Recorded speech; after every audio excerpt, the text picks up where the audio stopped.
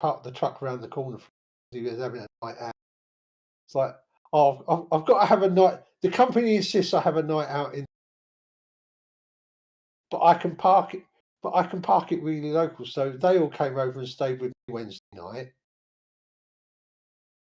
And he walked around the corner from the lay-by out, and we all had dinner together. Yeah, all right. And then he took it back round to the truck, plugged it all in, and I actually fixed it. I hadn't just put the socket back on the board. It actually worked. We're gonna dive bunny in here. Who's dive bunny?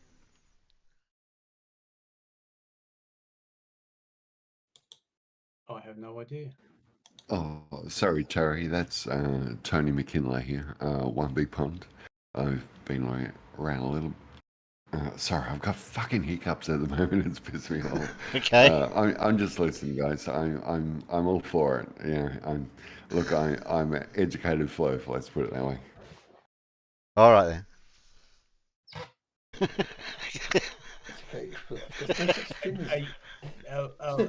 Hang on. My brain is going to explode. Don't compute. An educated flirt. Yeah. I love the confused look on your face. Well, I'm an uneducated glober, so there we go. We're on the same level then.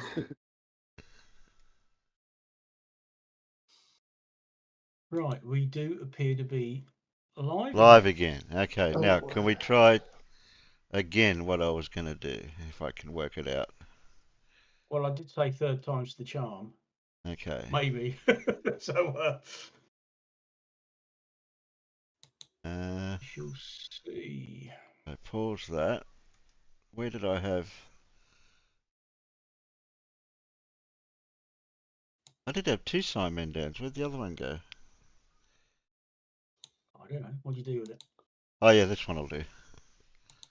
Okay. Not too much loss there with Simon down there. He's a bit of a fool, and he's proven himself so many times. He's good for a laugh. Yes, as we all know. We're only here for a laugh.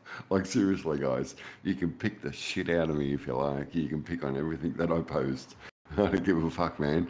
You're all as much of a fool as what I am. If you're going to push a model that you can't fucking present, I'm going to present you with fucking bullshit that's going to fucking emphasize your fucking bullshit that you're fucking pushing. You know what I mean? Like, I'm not trying to piss anyone off here, guys. This is fucking reality. And you guys are fucking pushing some fantasy world into some people that you think are fools. Like, honestly, guys, it's fucking comical. You talking about flat Earth or globe Earth? Fucking oath I'm talking about flat Earth, man. It's fucking foolish, man. It's fucking everything about fucking what we carry on about is comical, and we've all got ourselves to blame.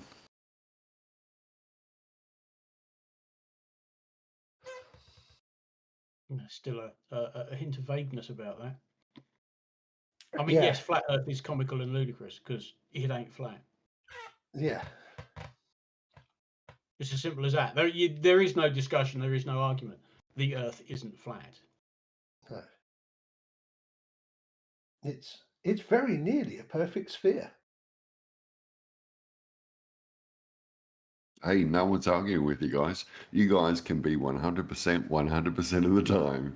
As long as you can provide that evidence, you're always going to be correct. Unless you fall short a little, you're going to look like you're looking right now.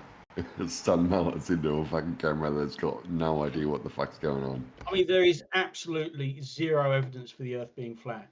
You know, none at all. Zero evidence. It's just Like, an ignorance, not understanding stuff. I'm not trying to be smart here, but is there a curve that you guys can actually show, or is it just water falling, or just ebbing and flowing as it normally does? What you mean, tides? Primarily caused by the moon. That's in orbit around primarily that's what you've been told, but that's not what actually happens. But please carry on. No. If you've got a viable alternative, then I'm all ears. If it's No, not you primarily the moon, you stated a fact that everybody else states, that the moon pulls the water. Yeah, if you can show that to me, I'd more than happily be on your side and back you I've got a 100% sneak of the time. suspicion you've already had this shown and demonstrated to you multiple times, like most flat earthers have. Yeah, right.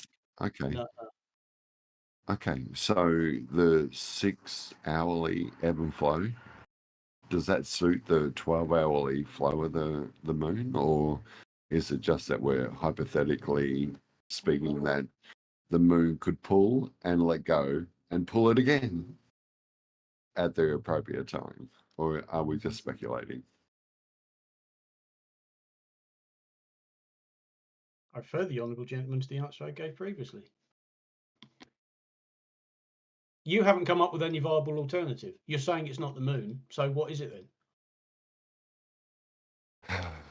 Like, I'm not here to give you the answers that you're looking for. Okay. Okay. No. I know you. That statement in itself is quite comical, but what I can tell you is, you cannot prove to me that the moon pulls the water. Yeah. So you can look as dumbfounded as you like with my statements, but I will state it time and time again. The moon does not pull the water. Yeah. Until you can prove it to me, I'm going to argue this point with you every time. So what's causing the tides then? The Earth actually breathes in and out. It ebbs and flows. It creates its own entity. If you can't, like, honestly, you put your hand in your head right there, right? Yeah. You just deny the fact that it can be anything else than what you believe. Go on. Show me the Earth breathing. Where's your observations of that? Well, the ebb and flow of the tide is one. You claim it to be the moon. I claim it to be the Earth. Yeah. So the difference is what? You stating facts or me stating my own belief. Yeah. Like, there's no argument. Like, it's ridiculous that we keep arguing about it. You say the moon pulls the water. I'm saying it doesn't. Yeah. I've filmed it for over 4 years straight. You haven't, have you? Have you filmed the moon for over 4 years straight, every single day, where it fits, where it's... Thank you. No. Okay. So anyway. Okay, so you cannot tell me that the moon pulls the water because you don't know. Yeah. No, you've been told that, but you don't know it. Yeah. So you filming the moon disproves the moon causing tides, and it's the Earth breathing. No, it doesn't disprove. It doesn't disprove it, but it proves that it's not the cause of it. Yeah. It doesn't disprove it, but it doesn't prove that it's the cause of it. Yeah. So unless we can come up to some sort of hypothetical, answer that we're both going to be acceptable on this, we're going to argue with it 100% of the time. Hey, farmers, did either of us actually bring up tides as a proof for the Earth being a... Sorry, guys. It wouldn't be my first choice. No. Or even 150th choice. All right. So, like, hear me out here, guys. Like, Terry's been very, very patient here. I've got you guys in my sides, and you're asking me to give you evidence of your proof. Yeah. And I'm telling you, there is no proof. Okay, we're not asking you to give us evidence of what we claim. We're asking you to give evidence of what you claim. That's how it works. No. My claim was the moon does not pull the water. You claim that. I didn't. Yeah, well, you're claiming it doesn't. So if you're claiming it's not the moon, therefore you must have a reason for tides being caused. And you've come up with the breathing. No, I've told you. It ebbs and flows every 6 hours. Yeah, the Earth breathes within itself. It is a conscious. It is a conscious vibration. It's a frequency that we need to connect to, guys. Yeah. If you're not connecting to it, you are denying it. You have a little problem with how often the tides occur, though. because within a couple of 100 miles of where we are, they have 4 tides a day.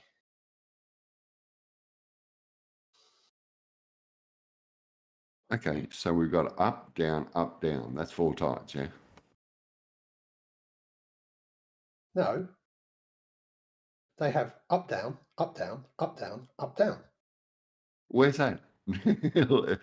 Let me Google this so I can amuse myself as much as you're amusing me right now. There are a couple of places in the UK where they have 4 tides a day. Yeah, that's all right. Just give me one and I'll Google it. Around the Solent area, I believe, and also in the Bristol Channel. Solent. Then you can go to the extreme end and go to some places there's not even any tides at all. That's correct. Well, like where I used to go at Point Henry, it would travel about 400 millimeters, yeah, about 40 centimeters. That was the entire tide for the entire 2 years that I was there, yeah. But there's plenty of evidence around the world, you know, where tides are like 2, 3, 4 meters, yeah. Here in Queensland, I'm a Queenslander. Here in Queensland, here in Queensland, we actually get 2 meters of water a year. 2 meters of water. That's huge, man. Yeah. Go to the Bristol Channel. You can get 8-meter tides. Because the Bristol Channel has the second highest tidal ranges in the world. Okay. There's a spot in Newfoundland, which is pretty much exactly the other side of the Atlantic Ocean from where the Bristol Channel is, that has ever so slightly higher ranges, but only by a meter or so.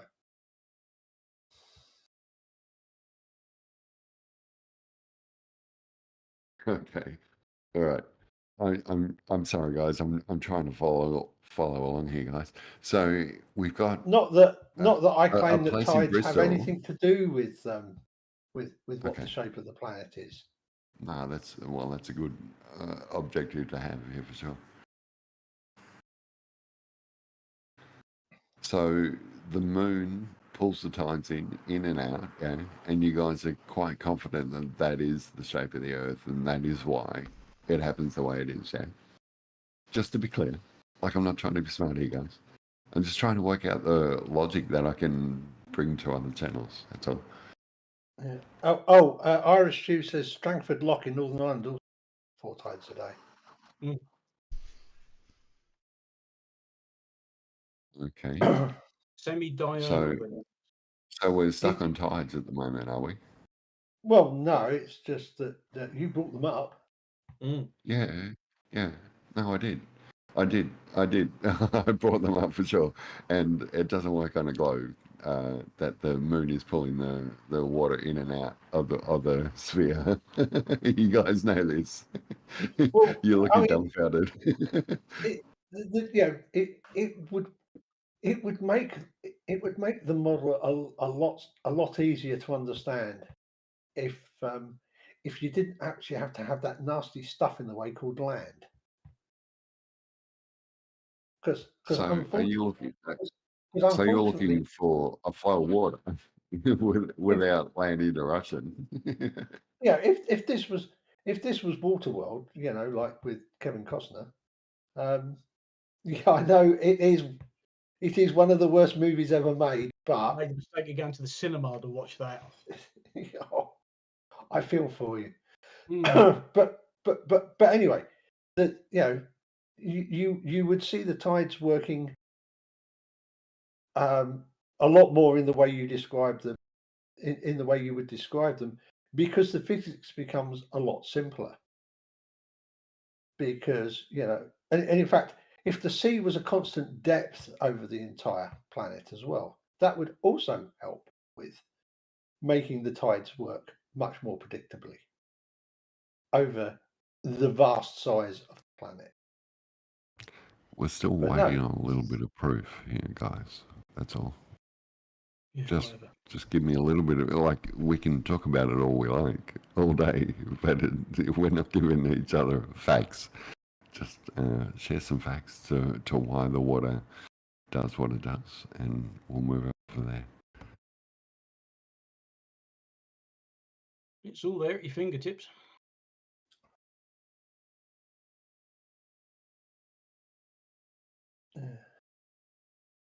But, I mean, personally, I've been able to measure the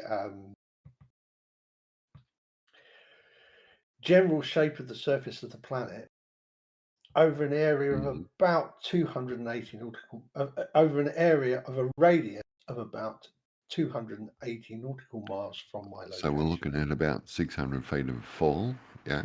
And you've got proof that the globe actually exists from there? Well, I can certainly say that an area of the surface of the Earth of a radius of about 280 nautical miles from my location has curvature that matches a sphere with a radius of the accepted radius of the Earth. Suppose it's 3959. Okay. Now do you have video evidence? Let's do it in metric. Yeah, no, fair enough. No, I don't have video evidence, and I can't actually use the written data I'll either. take a word for it. Go ahead.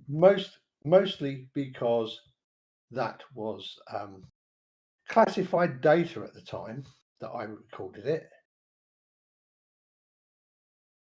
You really don't start stuff out of buildings that are secure buildings that's got NATO secret stamped top and bottom of the piece of paper. It's true. Because they frown on that sort of thing. They frown on it. Sorry. Yeah, so if it's a secret, no one's meant to know. Just you guys, right? Well, actually, the data was secret because the data wasn't being recorded to measure the shape of the Earth. Measuring the shape of the Earth was just a happy byproduct of the data. Yeah. But actually, it was a pain in the ass byproduct of the paper. Because because actually a flat Earth would have made a damn sight easier. So what you're really saying is the Euclidean math is really just confusing the whole globe theory, yeah? No. What I'm saying is that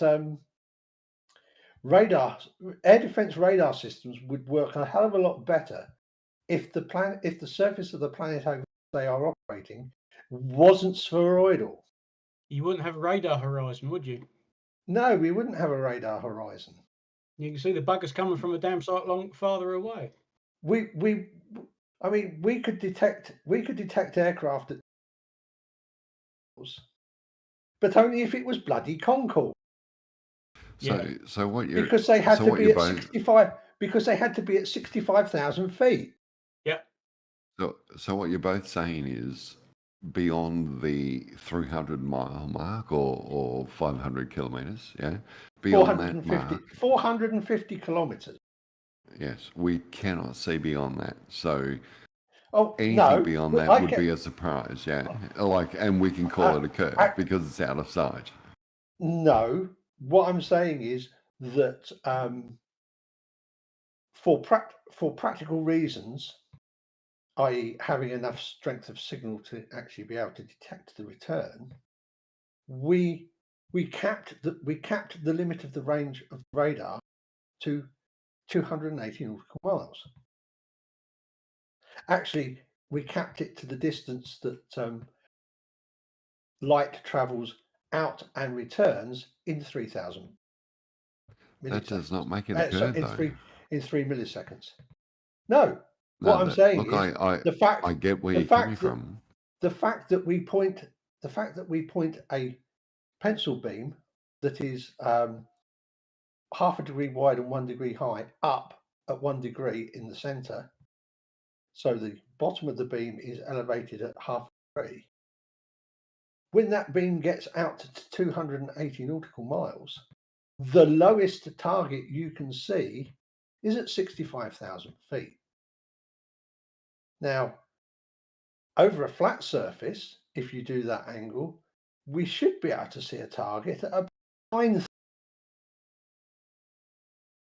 Sorry, was that 9,000 feet? You Yes. broke up then.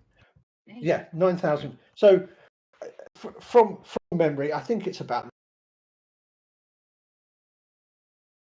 I think. No, sorry. It's about 9,000.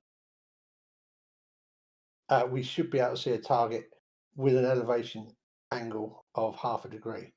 Yet, unfortunately, we can only see a target at about 65,000 feet. And we can track that change of altitude. We used to do it regularly. That change of altitude of targets. What range can you see a target at? What height? It always matches that the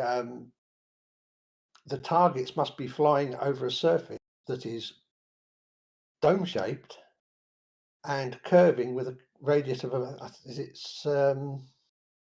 6973 kilometers. You're making this shit up as you go along. No, I'm not. I am not making this shit up as I'm going along.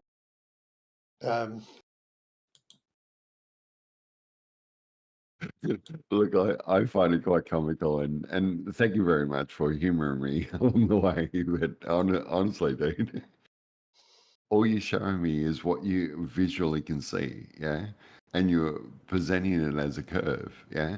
So that's because we see it as a curve. that- I'm only saying that over that area with that circular area with a radius of miles, the surface of the ground presents as a dome that is 6973 kilometers. Okay. Whatever you want it to be. Kilometers miles an hour. Yeah. Okay. So you sound like an Australian. So why are you using miles? You should be using. Yeah, I was going to say that. Really, we don't use miles. You've been indoctrinated with this flat Earth stuff to use the miles, have you? Thank you, Terry.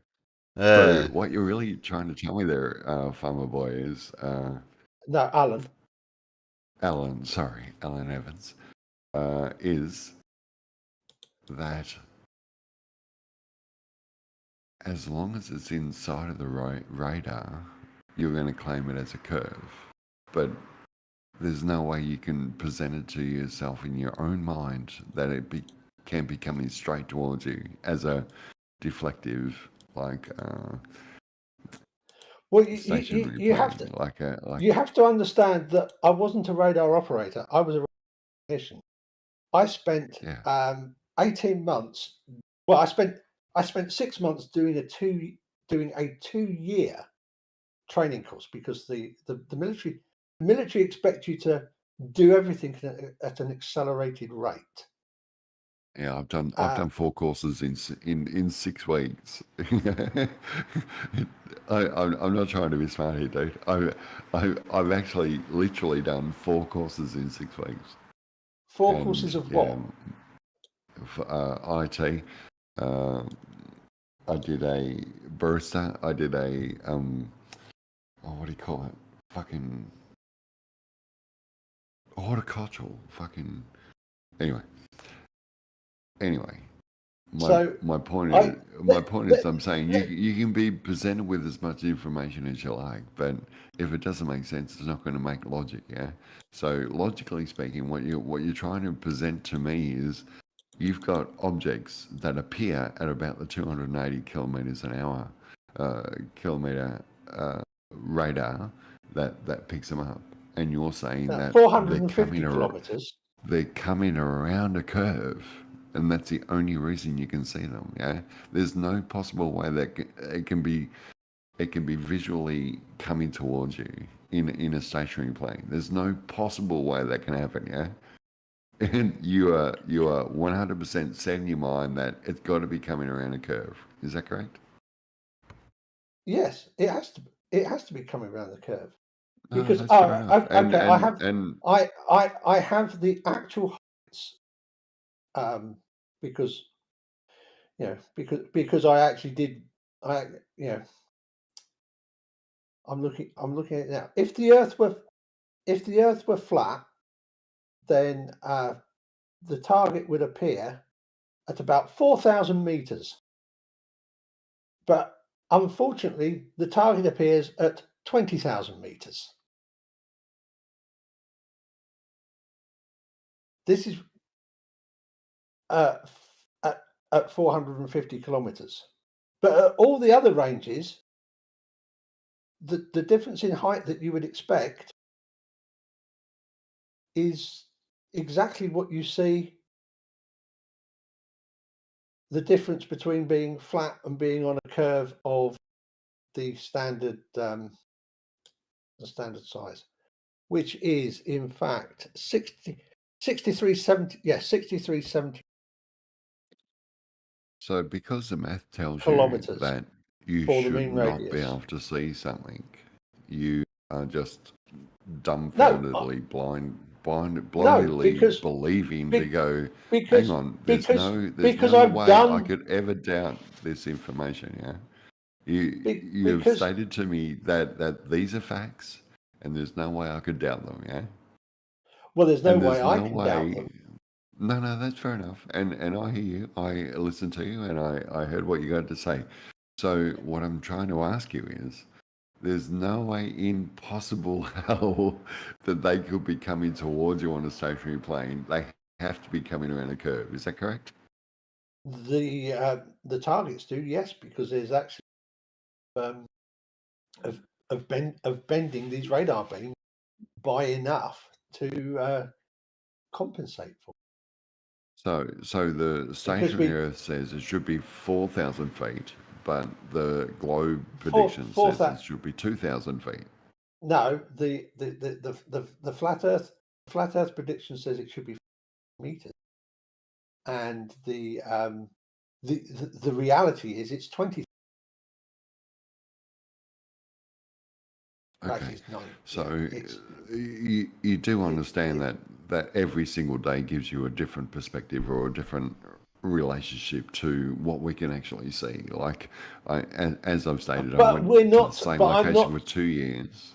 But I'm not talking about visible light. Okay. I'm talking about visible light. I'm talking about electromagnetic radiation with a much longer wavelength. I'm talking about electromagnetic radiation. Okay, sorry, you lost me there. Electromagnetic radiation with a wavelength of 10 centimeters, not a wavelength of 550 nanometers for green light. Okay, so we're not talking about the globe anymore. We are talking. Yeah, you started talking about being able to. You started talking about what you can see, and what you can see is electromagnetic radiation with a wavelength to the center of the green at 550 meters. It's purely for the fact that I've filmed over 60 kilometers over a bay of water. Yeah. And that bay of water had no curve whatsoever. I could see the shoreline across the bay. That's 330 feet. I can present it to you if you like. Not if you were at water. Not if you were at the level of the water. Dude, I was 4 feet above the water. That is my standard video camera height. You keep losing me with these feet and inches. Sorry, what's 4 feet in Australian? 4 feet. We're looking at around about 700 millimeters. There. Actually, you're not, because if you're looking at 4 feet, 900. About 1.2 meters. Yeah, I was going to say it's 900. 900 is 3 feet. 3 feet is a yard, and a yard is 900 and something millimeters. It's just under a meter. Yeah. So if you're 4 feet, you are about 1,200 mil. Okay, let's pick shit out of me. Let's say it's 1.2 meters. How many videos do you want me to present to you, or, which I have in so many other fields, to present to you that what you just stated there, Alan, that I've disproved. You know, it really only takes one proof to disprove the claim. And were these videos taken in the Arctic or the Antarctic? When I was videoing them, I was in Victoria, in Australia, but I'm currently in Queensland. But I'm happy to go back to Victoria. If they're in Victoria, I can be absolutely 100% certain that what you're saying is not true. All right. Victoria is some sort of a strange place, is it, in a world? That no, actually, it's just that it's just that actually the Arctic and the Antarctic are one place where you can get refractive effects from the atmosphere that would allow you to see something that was 60 kilometers away when you're at. Are you all talking about mirages and horizons beyond the visual horizon? Is that correct?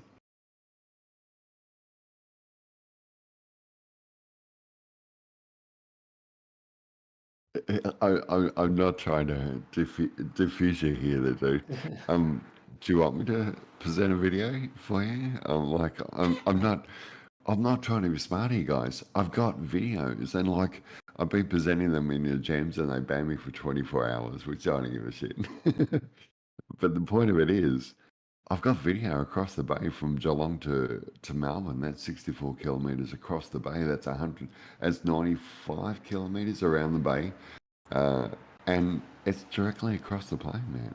There's no curve. Like, honestly, guys, you guys are really dreaming. You keep on carrying on about this magical curve that you keep telling me about, but it keeps getting disproven by so many people, and it's just comical. So, it's the first time for everything. So what's the known landmarks you're looking from to? Yeah, Terry, if you check out my YouTube, One Big Pond, I've got Point Henry, which is just out of Geelong. It's about 10k out of Geelong, and it goes across the bay. It goes across Williamstown and right through Werribee, right across into St Kilda and into Port Melbourne, into the Melbourne. Sorry guys, I'm talking to Terry because we're Australians and we should know. Well, I don't know actually. But, I'm not from down that way. Oh really? Where are you from, Terry? New South Wales. Okay. Oh, you bloody cockroach. That's why I was asking what icon or visual feature are you looking at across the water? Yeah, look, honestly, guys, I've got heaps of videos of the Point Henry Pier, which is just to my right, and I pan across to the Melbourne, which is to the left.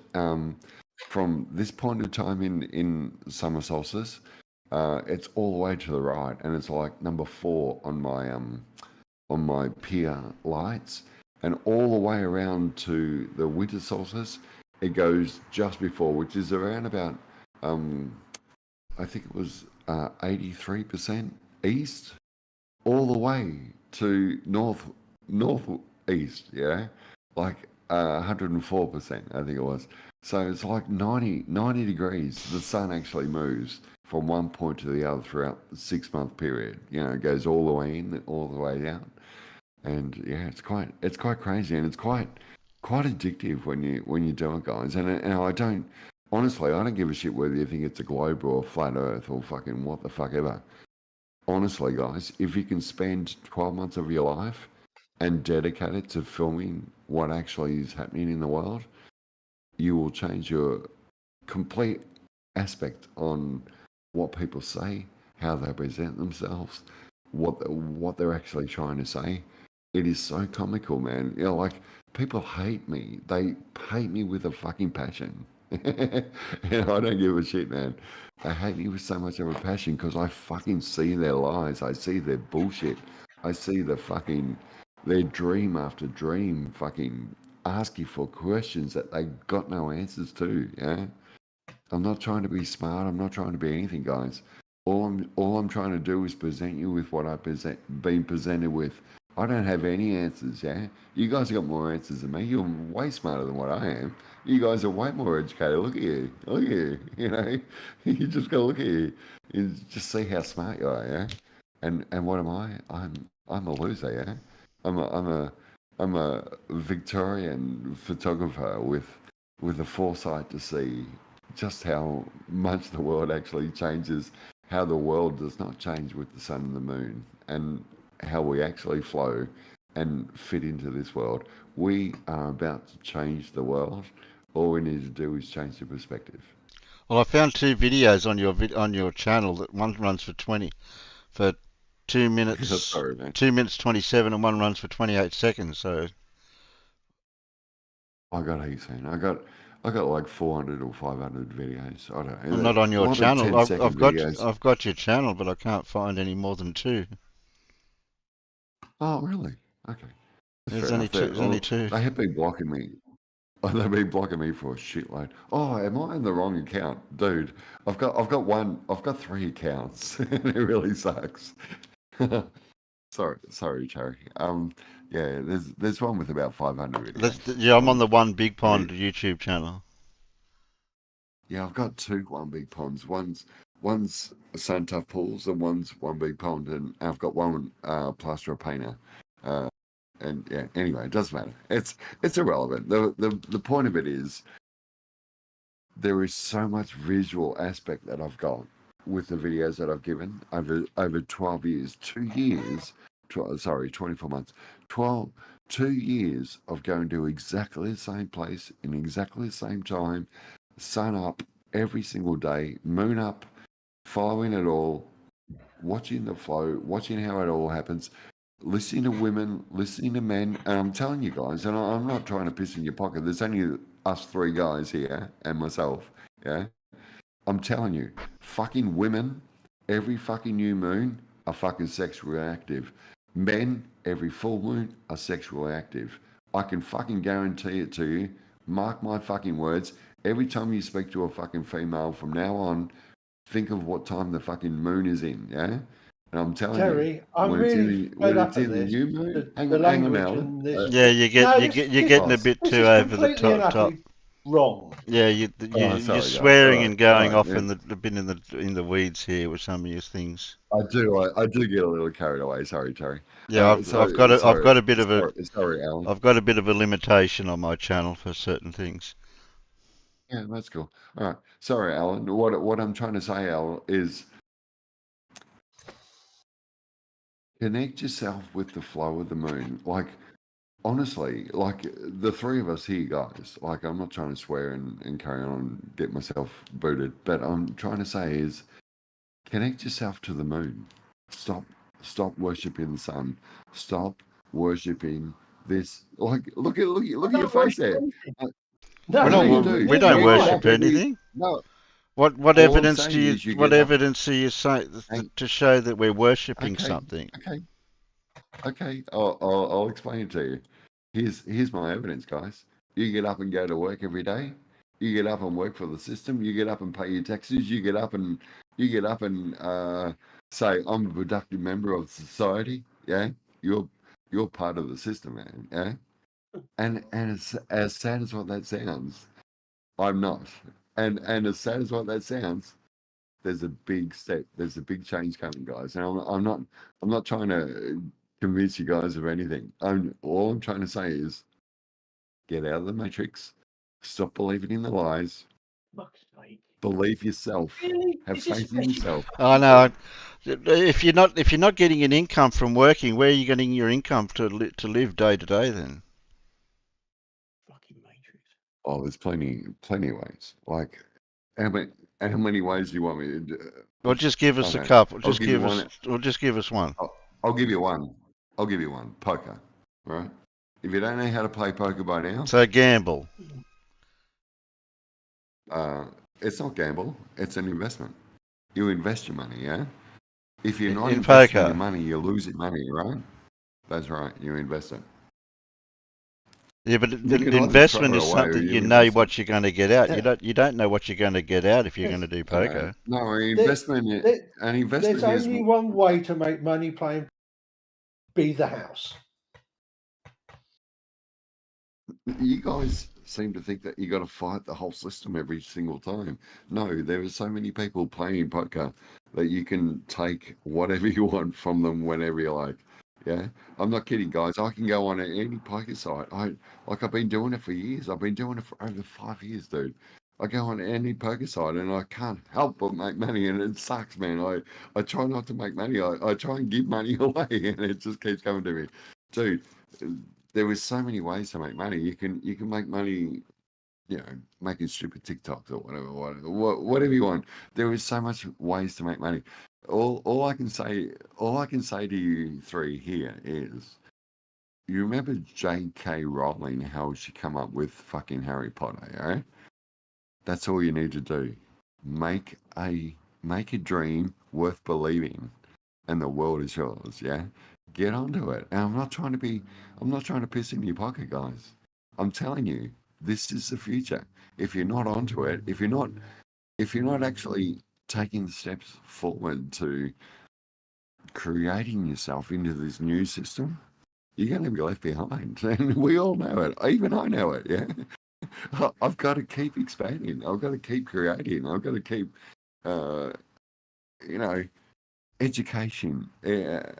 educating myself in a way that I don't get left behind. Yeah. As I said, I've done 4 courses in the last 18 months.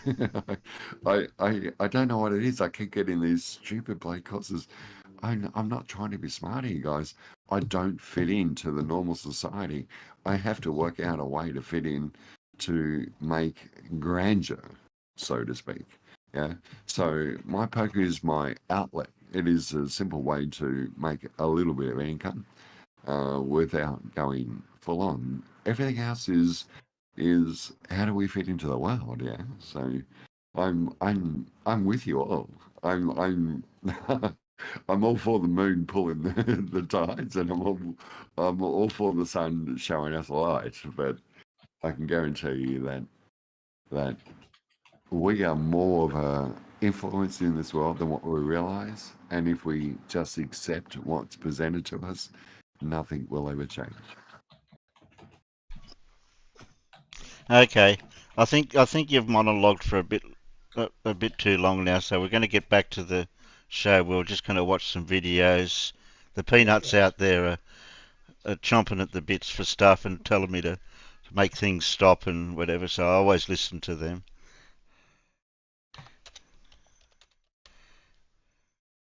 Do you? Well, most of the time. Just don't tell them. I just like them to think that I listen to them. I'm all for the peanuts, man. Bring them on.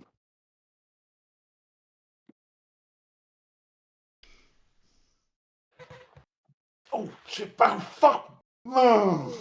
There he goes. I know. I don't know how many times I tell him, don't move. Sometimes he doesn't have to. Yeah, that's the problem. Sometimes I don't move. Sometimes I don't move soon enough. Yeah. Well, I need to go. I need to get a refreshment, so I'll put this video on for now. I can work it out how to. Thank you, Terry. Get it going. No one wants me to talk. Go ahead, Terry. Thank you. Yeah, we usually keep ourselves muted in the Discord while we watch a video. Okay. Hopefully so I've got the newer OBS going, so it shouldn't crash, should it, in theory? Oh, I hope not, but, Fingers crossed and all that. Why can't I turn that window off? It'd be a shame to have to start the 4th stream. Hey, Terry, can I just say, dude, I think you're fucking awesome, and I've always liked you, man. Despite whatever's been said over the years. I think you're awesome, and I've always enjoyed you, man. So thank you for accepting me into your little party here. Well, if you behave yourself, that acceptance can be continued. I'll try. I'll try. Oh, fucker. How do I turn the screen share window off? What? I think you kind of needed screen share to. Yeah, I went to the screen share thing, and then now I can't find anything to turn that screen off. When it came up screen share.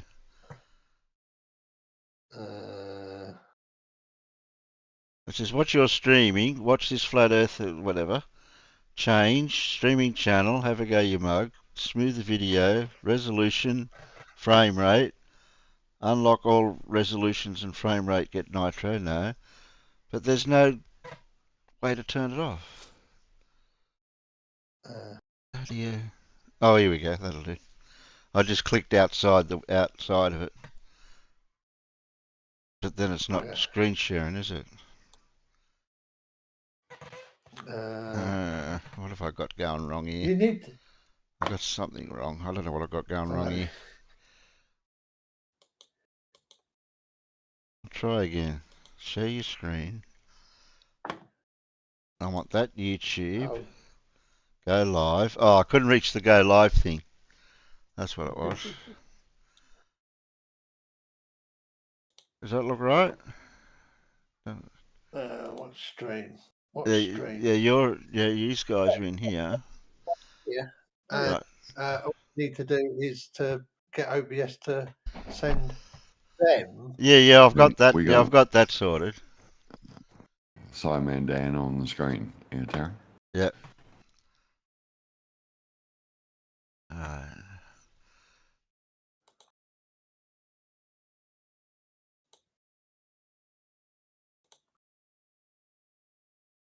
Right, so if I press play, hopefully we'll all hear it. Hopefully they'll hear it out there. Fingers crossed. Oh, Lindsay. Have you guys been watching Lindsay at all? Oh, yes. Oh, yeah. Oh, yeah. Okay. You've got to have a Lindsay. Got to have the Lindsay. Hello. We even play Lindsay Bingo. Lindsay Bingo. Yes. Yeah. Yeah, well, see, Lindsay Bingo allows you to the Lindsay early. Yeah. Especially if he says, what were the two words he had to say? Kundalini and... Kundalini and...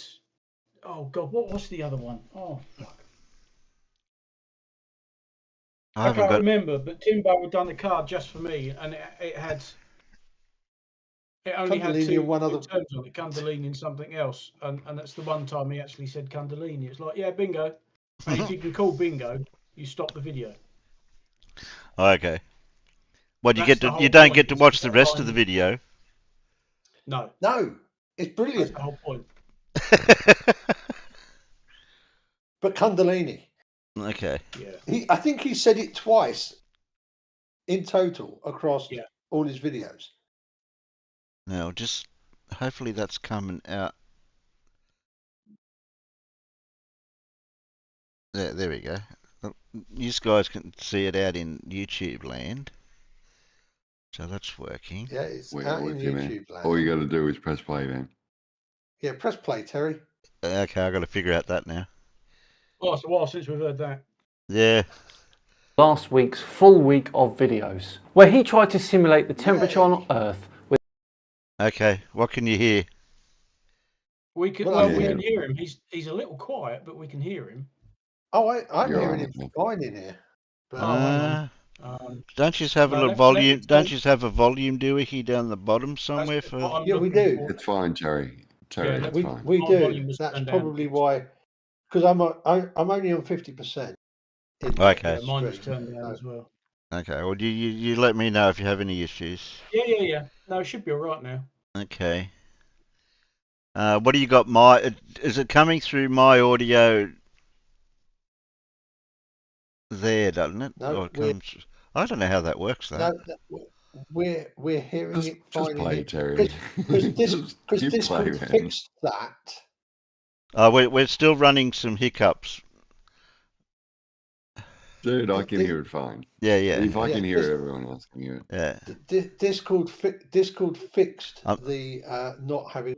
I'm still letting Big Bond know that we're running some technical trials because we haven't streamed for a while. No, not difficulties. We just need to know what's going on. Here we go. Hey, with a heat lamp and a globe in a garage. You would think that he couldn't get much more wrong. Well, if you did think that, you'd be wrong. Because today, Anthony Bear uses a famous experiment in completely the wrong way.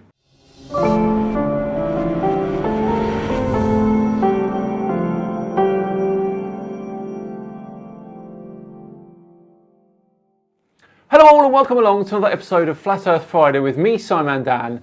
Thank you very much for joining me. What a year it's been on this channel. To hit 500,000 subscribers was obviously a high point, but it's been a great year all the same. So what better way to end this year than with my favourite flat earther, Anthony Bear. We join him as he begins to discuss his next experiment. Okay, so we decided to do our own Eratosthenes experiment by triangulating the sun in 2 different locations. Okay, let's see what we came up with. So we made our own right angle triangles so we can measure the shadow to come up with the angle to the sun. We did one in Florida and we did one in Michigan, 1,150 miles apart. Pretty easy with the cell phone. We both took our measurements at the exact same time, 12/27, February 13th.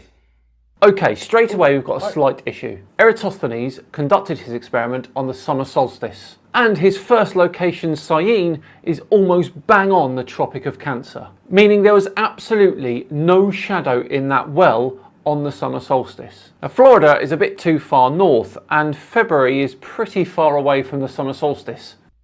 So here's Michigan up here, and Florida right here. If we wait till noon, the sun is going to basically be in line with both of the 2 positions. Well, they are around 4.5 degrees apart. But to be fair, Syene and Alexandria are around 3 degrees apart. So we're going to end up with something like this. So here's Michigan, and then we should be able to calculate our distance to the sun, right? On a flat Earth and on a curved Earth. Sorry, what? The distance to the sun? That is not what Eratosthenes was doing. Eratosthenes was measuring the circumference of the Earth. Okay, so here it is on CAD. We're going to do it on a flat Earth first.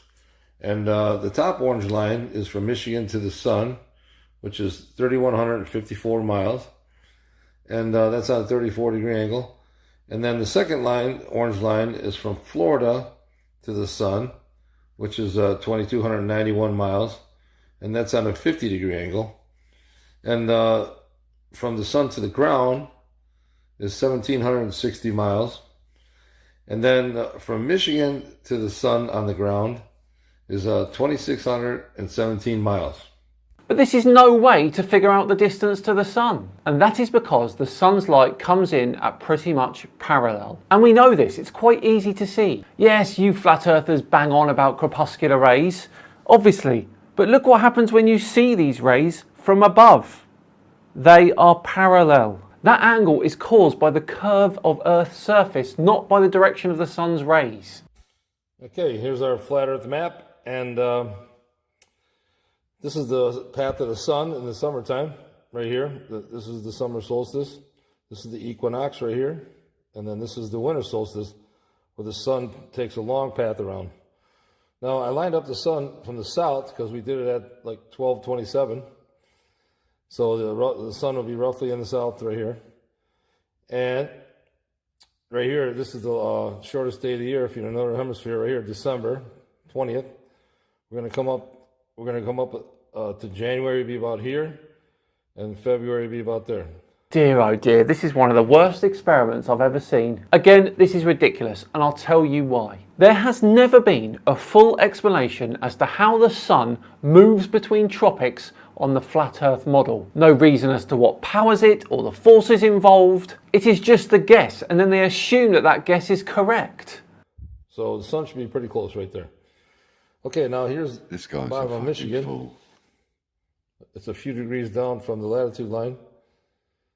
So we're going to measure down. We're going to go, every latitude line is 15 degrees. So we're going to come down to here. This will be 15. And then we're going to come down to here. This would be 30. 30 right here. Come down to here, it'll be like 45. And a couple more degrees, 47, we'll say roughly, is where the sun is on this map. So let's take a look. First off, every degree on this map is 59 miles. So 47 degrees times 59 miles is 2773. No one is disputing the triangle in which you drew, Anthony. The one you drew off the back of taking an angle reading of the sun's rays. What's that, Al? He said every degree is 59 miles, not 6. Said 15. He said 59. Yeah, I'm sure he said 59 miles per degree. 15. He said 15 before for something else. No, he was saying 15 degrees, but I'm sure he said that every degree is 59 miles. And it's when it's actually 69 if you're going to use statute. 9 miles. So 47, 45, and a couple more degrees, 47, we'll say roughly, is where the sun is on this map. So let's take a look. First off, every degree on this map is 59 miles. So 47 degrees times 59 miles is 2773. No one is disputing the triangle in which you drew, Anthony. The one you drew off the back of taking an angle reading of the sun's rays based on Earth's curvature, not by the sun's distance. Which is pretty close to our triangulation. So it's pretty amazing. I can't believe it came out that accurate. Okay, here's the globe model. We set the diameter at 7917, same as the globe's supposed to be. Then we left the flat Earth model right on top because the line from Michigan is the same. That doesn't change. And then the yellow line down here is the measurement of the Florida line. Now, according to our calculations, the sun is only 8,000 miles away. Using our numbers, the Earth would have to be much bigger in order for the sun to be millions of miles away. Okay, so your triangle, which doesn't mean anything, has calculated something which doesn't mean anything. Colour me surprised. You guys but actually let's think about this logically. Which one of these two scenarios is more likely? A 6,000 degree sun 93 million miles away, or a sun which you don't know the temperature of that is around 3,000 miles away, that you have no working theory for, which magically moves between the two tropics under a mysterious force that you can't explain. Apparently, Eratosthenes did a much better job than we did without a cell phone or a computer. Now, I'm not making any claims here. I would like to turn this into a workshop. Well, I'll call this part 1. And maybe some other people can help me triangulate the sun in different areas. And then we can come up with some calculations, some coordinates, and apply them to a flat Earth to see what we come up with. I don't think anybody's really done that. Now, I'm only off 100 miles. In Michigan, I forgot the 600 foot of elevation, so I moved it up and I picked up another 60 miles. And now I'm only off 100 miles. So, I mean, it's pretty close. It'd be interesting to see with some other numbers what we come up with. What do you think makes more sense? That this sun is 3,000 miles away or 93 million miles away? I'm going to go with 3,000. That you have no working theory for, which magically moves between the two tropics under a mysterious force that you can't explain. Sure. Okay, which model do you think makes more sense? Oh, not this again. Here's Michigan in the wintertime. The Earth is tilted back at 23.4 degrees.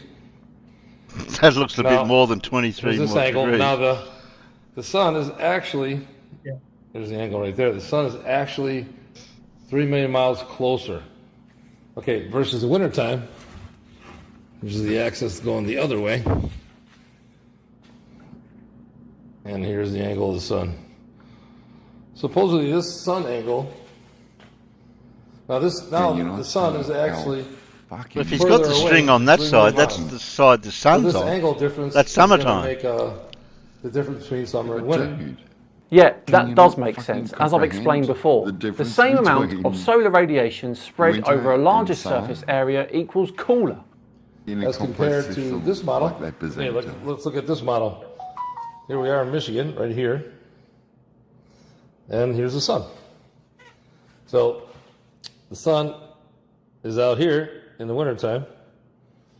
And in the summertime, it moves a couple thousand miles closer. And I guess it would make it hotter in the summertime. Which one do you think makes more sense? Not yours. Here's a final example as to why.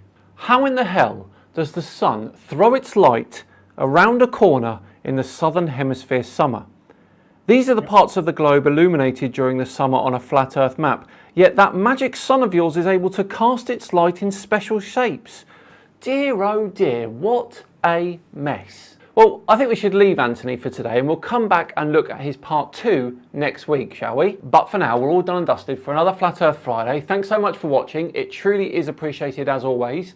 If you enjoyed it today, please do consider subscribing to the channel and of course hit that thumbs up button too. I've been Simon Dan. Have yourselves a cracking weekend and a wonderful New Year's Eve. And I will see you all in 2024 on a Tinfoil Tuesday and we're going back to the mud floods. See you then. Oh no.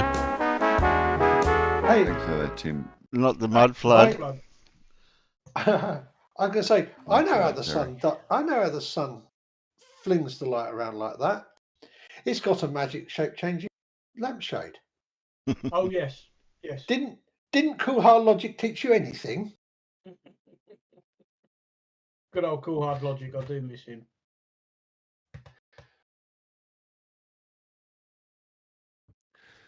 So the point, so the point that Simon Dan was trying to point out there was the tilt of the Earth is impossible with the seasons that we're presented with, and it has to be a local object that is creating now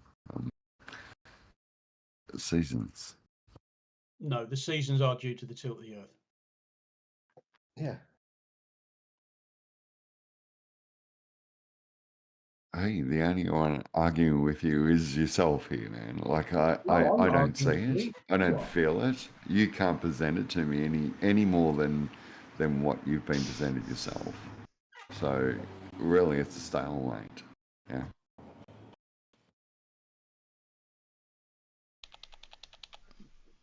Finish his pork pie.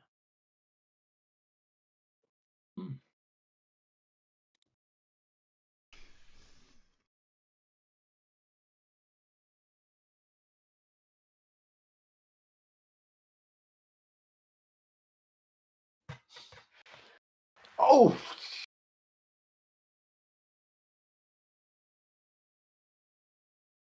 Oh God, I've got to stop. Got to stop moving and not moving.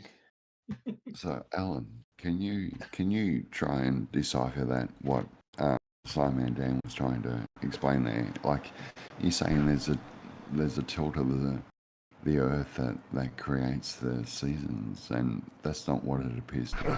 And it's like irrelevant. It is exactly what causes the seasons. The fact that the axis of the Earth is tilted in regards to our orbital plane of the Sun by 23 and a bit degrees, and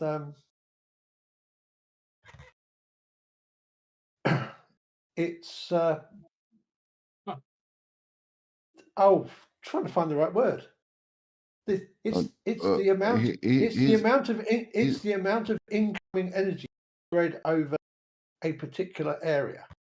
So when the actual tilt is away from, when the actual tilt for our end of the planet is away from the sun, the energy is spread over a much larger, therefore it has less heating effect.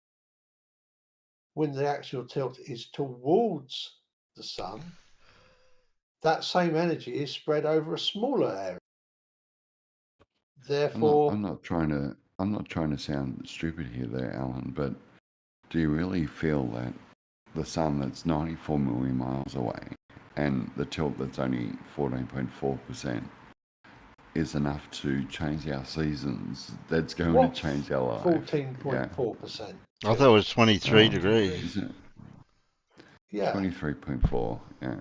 Yeah, which leaving 66.6. Yeah.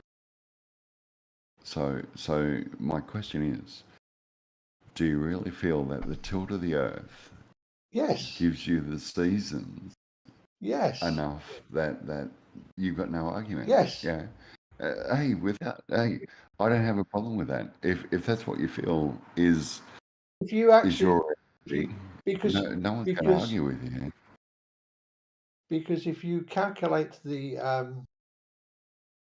energy per unit area arriving at the surface, it just nicely accounts for the seasons at any particular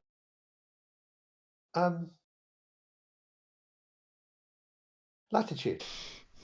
Good morning, Blue. Yeah, I see Blue snuck in. He thought we were on a live stream on Zoom.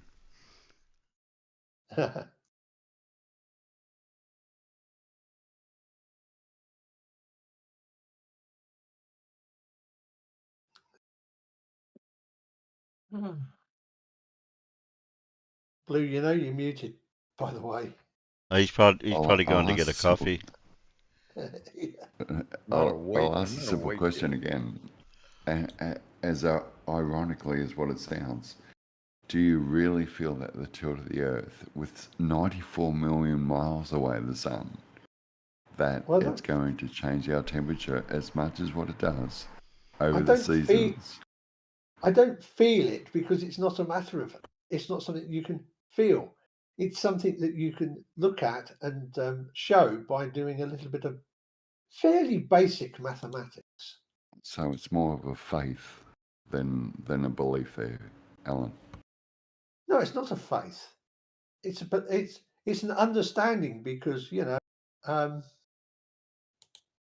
can do maths. And it's observable too. No, it's something that's observed. Really clever. Yeah. We observe it. We observe it in summer and we observe it in winter. Yeah, it doesn't make any sense whatsoever on a stationary plane, but on a globe plane, why not? Yeah, we can go along with whatever model you present. Yeah, we can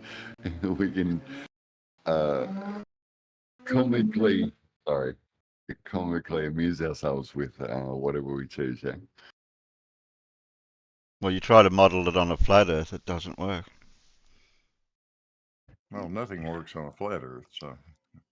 Yeah, well, nothing works on a globe Earth either, so we're both in a stalemate. It actually works quite nicely. Of course it does, Blue, and you've got all the answers. And hey, I'm here to laugh at you, and you're here to laugh at me. Well, laugh all you like. Yeah.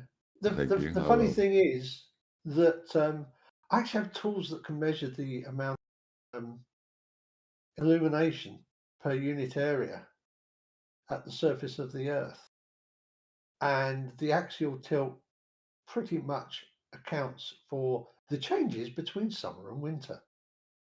So what is that tool that you actually use to produce these evidences? Sorry, man, I've had too much to drink. It's called a light meter. A light meter. I've got several of them. Yeah, I've got one. Okay, can you present one to us? Look, I'll show you the broken one. Really.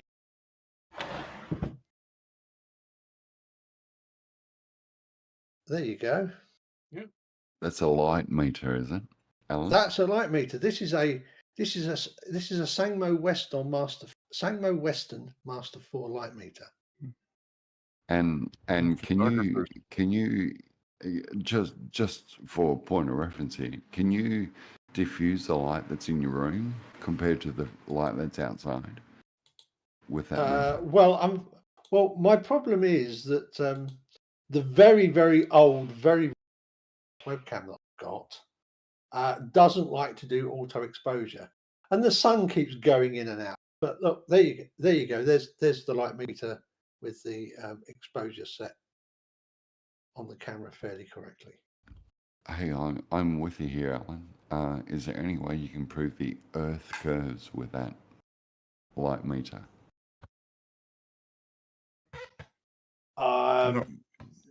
I thought we were talking about the amount of energy.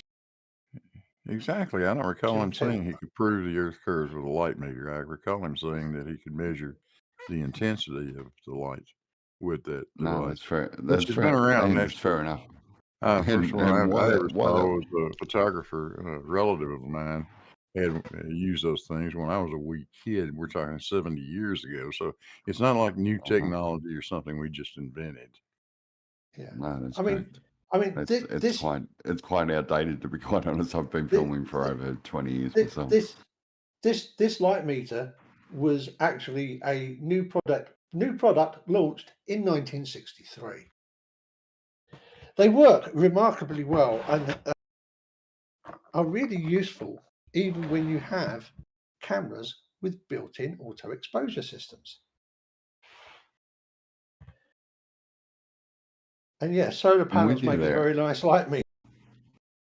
I'm with you there, Alan. I'm just wondering where we got to the globe with that information. That's all. We didn't. No, fair enough.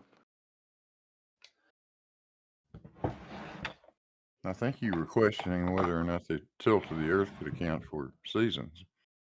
Yeah, exactly. That's what the whole premise of it was, and my entire point was there is no way in hell, and you all know it, that a sun 93 million miles away could change the atmosphere of the Earth so dramatically with very little change. Yeah, this tilt that you're talking about is very little change. Compared to the heat or the seasons that are in the atmosphere or the space or the vacuum, whatever you want to call it.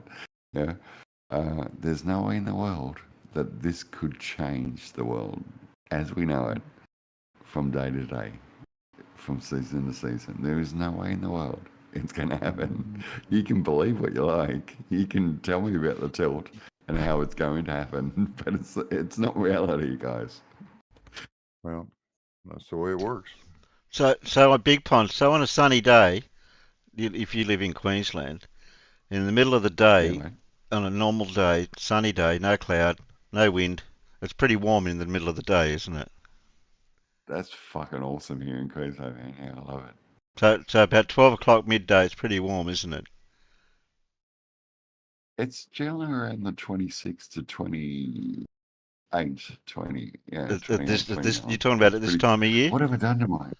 Are you talking about it this time of year? Sorry, this time of year is awesome, man. Like, we've got a little bit of wet weather, so we get the humidity and we get the heat. And I love it, man. Like, there's no way I'm coming back to Victoria. I grew up in Victoria, no way I'm coming back, man. Well, I'm not in Victoria, so I wouldn't have to worry about that. Hey, and you don't want to go there, man. It's just Freemasons down there. So on a normal day when hasn't been any rain, it's not humid, it's just a normal sunny day. It's pretty warm in the middle of the day, isn't it? Around midday. Yeah, mate. In summertime. Yeah, it's awesome. Right now, now how hot is it at about 8:30 in the evening when the sun's just about to set? In the afternoon, 8:30, or around about 16, 17, 18 degrees. So, it's not as hot as the middle of the day? No, of course not. Oh, okay. The sun's disappearing, man. Yeah. It's not 93 million miles away. It's around about 5 to 6,000 kilometers. So it seems. So do you see the comparison with the sun's angle compared to the middle of the day to the sunset, to do with the Earth and different parts of the Earth where the sun's shining on the Earth in different seasons compared to winter to summer?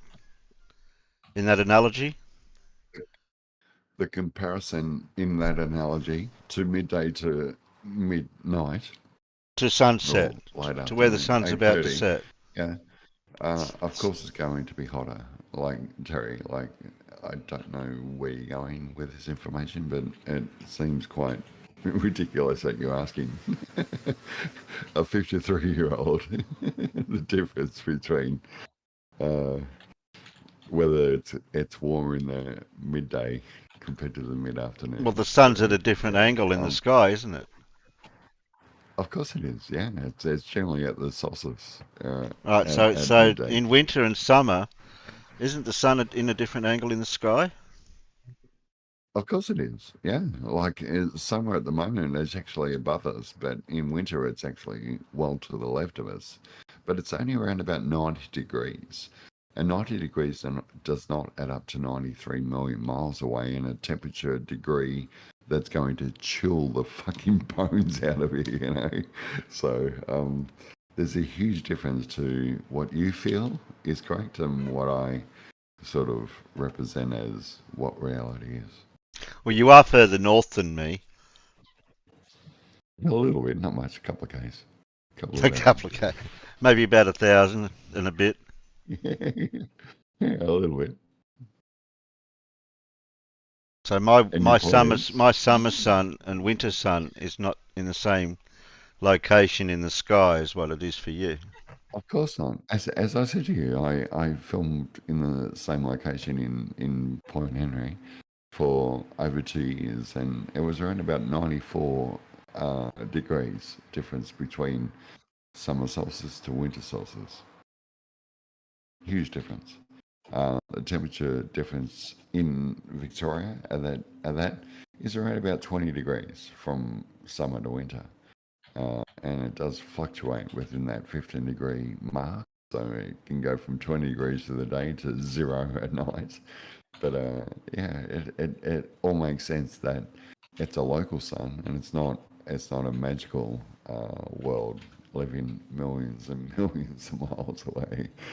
Which I find comical, man, that you guys keep pushing it. You know, it's so obvious. It's so obvious that the world is a close consciousness. It's a relation to our being, and the fact that we dumb ourselves down so many times, so often, to say no, this is what we're being presented, and this is what we should think it as. Yeah, and I'm not trying to be smart here. You're being told to think as. Yeah, just think of this as, and everything else we tell you will make sense. Yeah. So when you can decipher from that, we're definitely going to have a communication that can get along. But apart from that, we're not. Sorry, guys. I'm just dribbling. Sorry, Terry. So what, we can't use our own observations and our own discernment to work out what's going on. You're saying of course, you can use it. I'm just telling you, with the mathematical 94 million miles, no, mathematically it doesn't make sense. But you already know that. But you can present it however you like. Well, I trust the math. Yeah, and I trust my feelings. So we're in the same boat, just in different. But you can't use your feelings to replace math. You can't go into the shop and buy a bottle of milk and say, I feel like that's only worth 90 cents.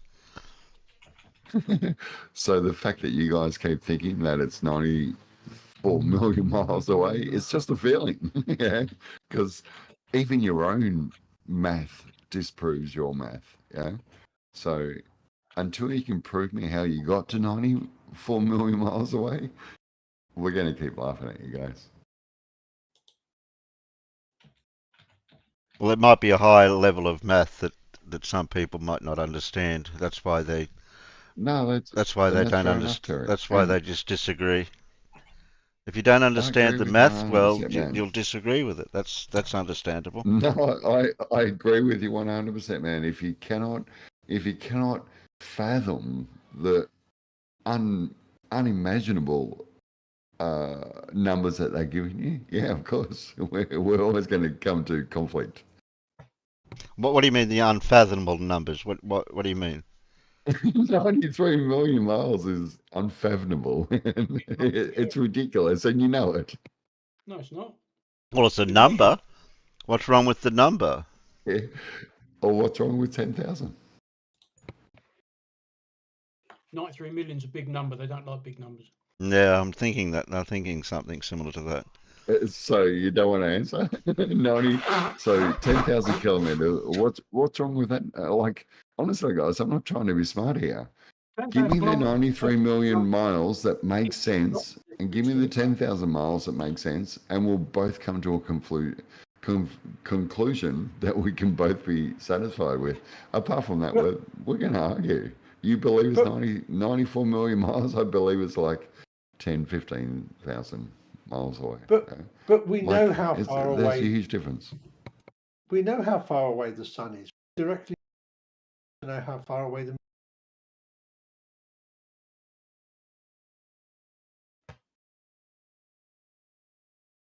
Yeah, I'd like to know what measurements we've got that contradict the sun being. And to all the planets as well, to be honest. Yeah, that's what I'd like to know. What to Saturn. Yeah, I'd like to know what numbers that's contradicting. Okay, Terry. So the 94 million miles away, temperature difference between the Earth and the Sun, and the tilt of the Earth. We don't feel like I'm talking for a few flat earthers here. We don't feel like that is representing to the numbers that we've been presented. Okay, you can call us a fool, you can call us whatever you like.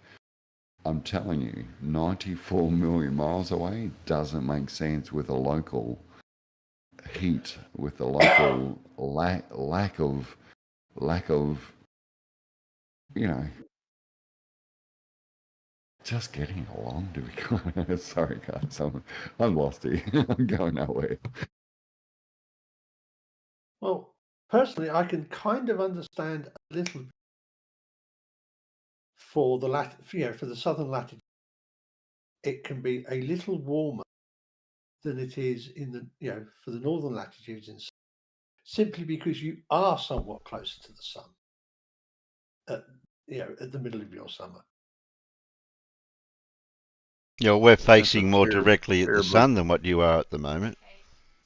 Well, yeah, that's actually why the season. But I mean, there is a little difference in the distance, and that's a terribly small difference. I know. It's a much significant difference than the difference energy intensity per unit area stuff you get from the axial tilt, and yeah, we've measured the distance to the sun and the moon by using radar. So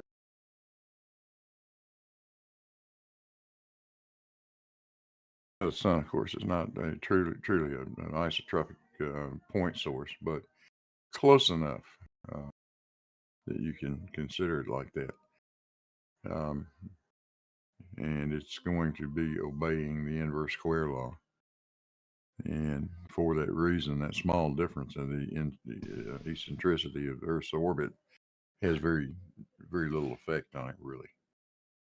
The tilt has a much larger effect because you're changing the area a unit of sunlight is striking by such a large amount when you go from season to season. Now, try that with a small local sun, and you find out you got some real issues. From a point where the sun is directly over your head to a point where the sun has moved far enough away from you to magically disappear for no damn good reason, and the amount of energy received would drop dramatically. How much of lack of light have you had to deal with in your life there, Blue? How much lack of light? Yeah. On average, I'd say about 12 hours a day, every day. Okay, so what you're stating is a vision of what you've been told. You actually can't decipher what you're actually saying. You're just talking. Okay. Well, tell me where you think the sun goes at night. I personally think you must believe it goes up Nathan Oakley's asshole. Everybody knows sun shines out of Nathan's ass, but maybe I'm wrong. I feel that the sun goes out of sight, not not around a curve. Yeah, so there's a big difference there, Blue. It goes out of sight. You're a funny guy. Thank you, man. Thank you. Can you not comprehend that light disappears when you pull it away from yourself? Nope. No, it's got to go around a curve, and there's no way that light can decipher itself from your vision without being hidden by a curve. Is that correct? What do you think it does? It just finally gets to the point of saying, "Oh fuck it, I'm not going to move and go any further." I'm not sure, Blue. I asked you a question, and you don't want to answer it, Blue. Maybe I should walk towards the sun some It's night right, after it goes down. Blue, I'll bet I can find a big puddle of sunlight out there somewhere, right? Please tell me what you know. Don't answer the question, okay? Oh, Lord. Probably. You know that the sun just goes away. It's magic. That's what David Weiss told me. It just goes away. Don't know where, don't know how, but it just goes away. Yeah, it goes out of sight. I know that's very hard for you guys to comprehend. You think you go around the curve. Well, it goes somewhere. That's definitely. Well, that's right. You have to remember, though. So why are we arguing? No one's got an arguing point. You guys seem to think that it goes around a curve. I seem to think that it goes. Oh, look out! Dean's going to hit the shit's going to hit the fan now. Damn it! And I was just going to mention the inverse cube law for light. Seems like you got the floor there, Stingray. Go ahead. I don't know if Dean will put up with you. No, I've spoken to him before. I'm fine. Oh, okay. Okay. So, but there is an interesting question. Can you describe to me a scenario where light goes out of sight and can't affect something else without going behind something else? Yeah, exactly. Every single day you see the sun go out of your sight, that's an example. Okay, can you choose another example so that you're not using just the singular special case that we're discussing and say, hey, I think this happens because if you look here, this happens here. I've seen it before, therefore I think this is what's happening with the sun. Can you give me an example of that? So what you're looking for is a hypothetical? No, I'm looking for a reality-based example of there is a light source. Apparently, there is a direct line from me to it. However, it's out of my sight. If you can give me an example where there's nothing between me and that light in reality that does not include what we're discussing, that would be fantastic. Okay, it's called the moon. When the sun's out of sight, the moon generally is in the sky, and it produces a little bit of light. Okay, I'll put it in another way. If I've got make it simple. If I've got a light bulb, and let's say it's a magic powered light bulb, it works off 0 point ether energy or whatever the hell, and it's just glowing. What would I have to do to that light bulb to make it not visible to myself in my reality, besides turn it off? What would you suggest I do? Walk out of the room. And what happens to that light bulb? That light bulb then gets obscured by a wall, correct? Or well, it stays lit for one, so it doesn't go away. So I'm not sure where you're going with your questioning. What I'm trying to ascertain. Okay. What I'm trying. Let me explain. What I'm trying to ascertain. Go ahead. Yeah, what I'm trying to ascertain is there anything I've got no reason to talk. You might as well just keep talking. You can do? If you're not going to listen to me, what's the point of fucking even talking? Go for it. No, you're right, dude. You go ahead. So, is there anything you can do to that light bulb to make it disappear from my sight that does not include obscuring it with something else, like a wall, like walking outside of the room and shutting the door, like putting something between me and the light bulb? Is there anything that you can do to make that look like something's between me and the light bulb, but not really in reality? Anything? So what you're asking for is for you to turn your head so you don't see the light? Is that what you're asking for? Because it's quite ridiculous what you're asking for, this Stingray. So if I turn my head, I wouldn't be able to make turn my sense head out of it. back What and the look at hell it. are you talking about? Right. You know the example of the sun. You like know the example Stingray, of the sun. your point is ridiculous and it's going nowhere. I don't know why anyone's even put out with it. Stingray, okay, do you have a point for this? Yeah, so is your claim not that the sun Do goes you out have a point for this? Yes. So is your claim not that the sun goes out of sight? That's your claim, correct? As stated, they asked me, where does the light go? I said it goes out of sight. Is that not comprehensible? No. Is that a ridiculous statement, is it? So why does it get dark? Yeah, so the causation for that is what's important. It's like me saying I can't see something, yeah? That has no explanatory power whatsoever. I could have shut my eyes, I could have turned away, something could have got between me and it could have vanished out of fucking existence. There's no explanatory power there whatsoever. What people are asking for is not what, they're asking why and how. So when you say it goes out of sight, great, that's fucking fantastic. Why and how? Okay, it's not 94 million miles away. Never mentioned one that. reason why. How? Okay, I'm speaking, guys. That's time for you to listen. Yeah, it's very fucking difficult for everyone to fucking comprehend, but I'm fucking talking. Yeah, so all you have to do is listen. So my point is, 94 million miles away, the fucking sun is not changing the weather in this earth. Yeah, if you believe that, you live in a fantasy world. Yeah, so what I'm saying is the sun is clearly local, and it clearly is an orb that is visually susceptible to a local, location. Yeah, so when it goes out of that location, it illuminates somewhere else, but it dissipates where you are. Yeah. Okay. Stop. Let's welcome Professor Phil. Yeah, Professor Phil. Good evening. Hello, Professor Good evening. Phil. How's everybody? Oh, great. Good. Got about 15 minutes left. Yeah, a bit over 15 minutes. So I felt compelled to get on listening to this nonsense. Well, I haven't live streamed for a while, Phil. So I'm just starting to get back. I know. Yeah, it's fantastic. It's good to see you around, Terry.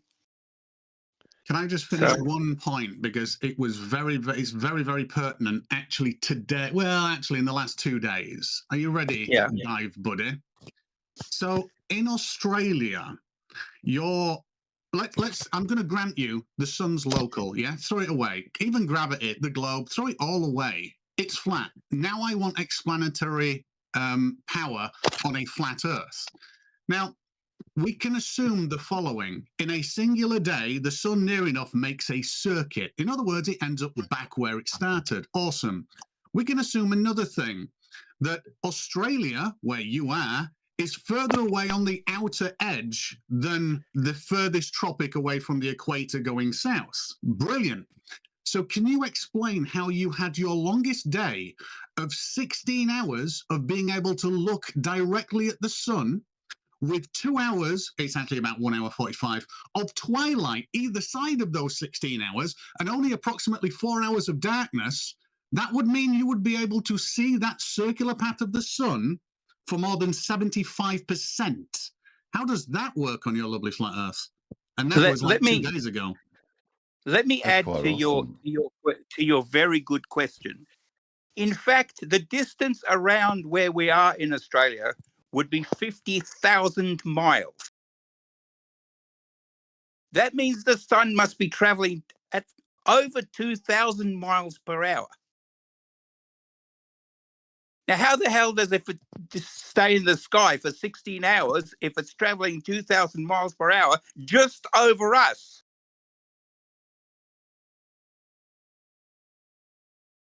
You're a logical man. Figure that out with your local sun. Here's my time to talk.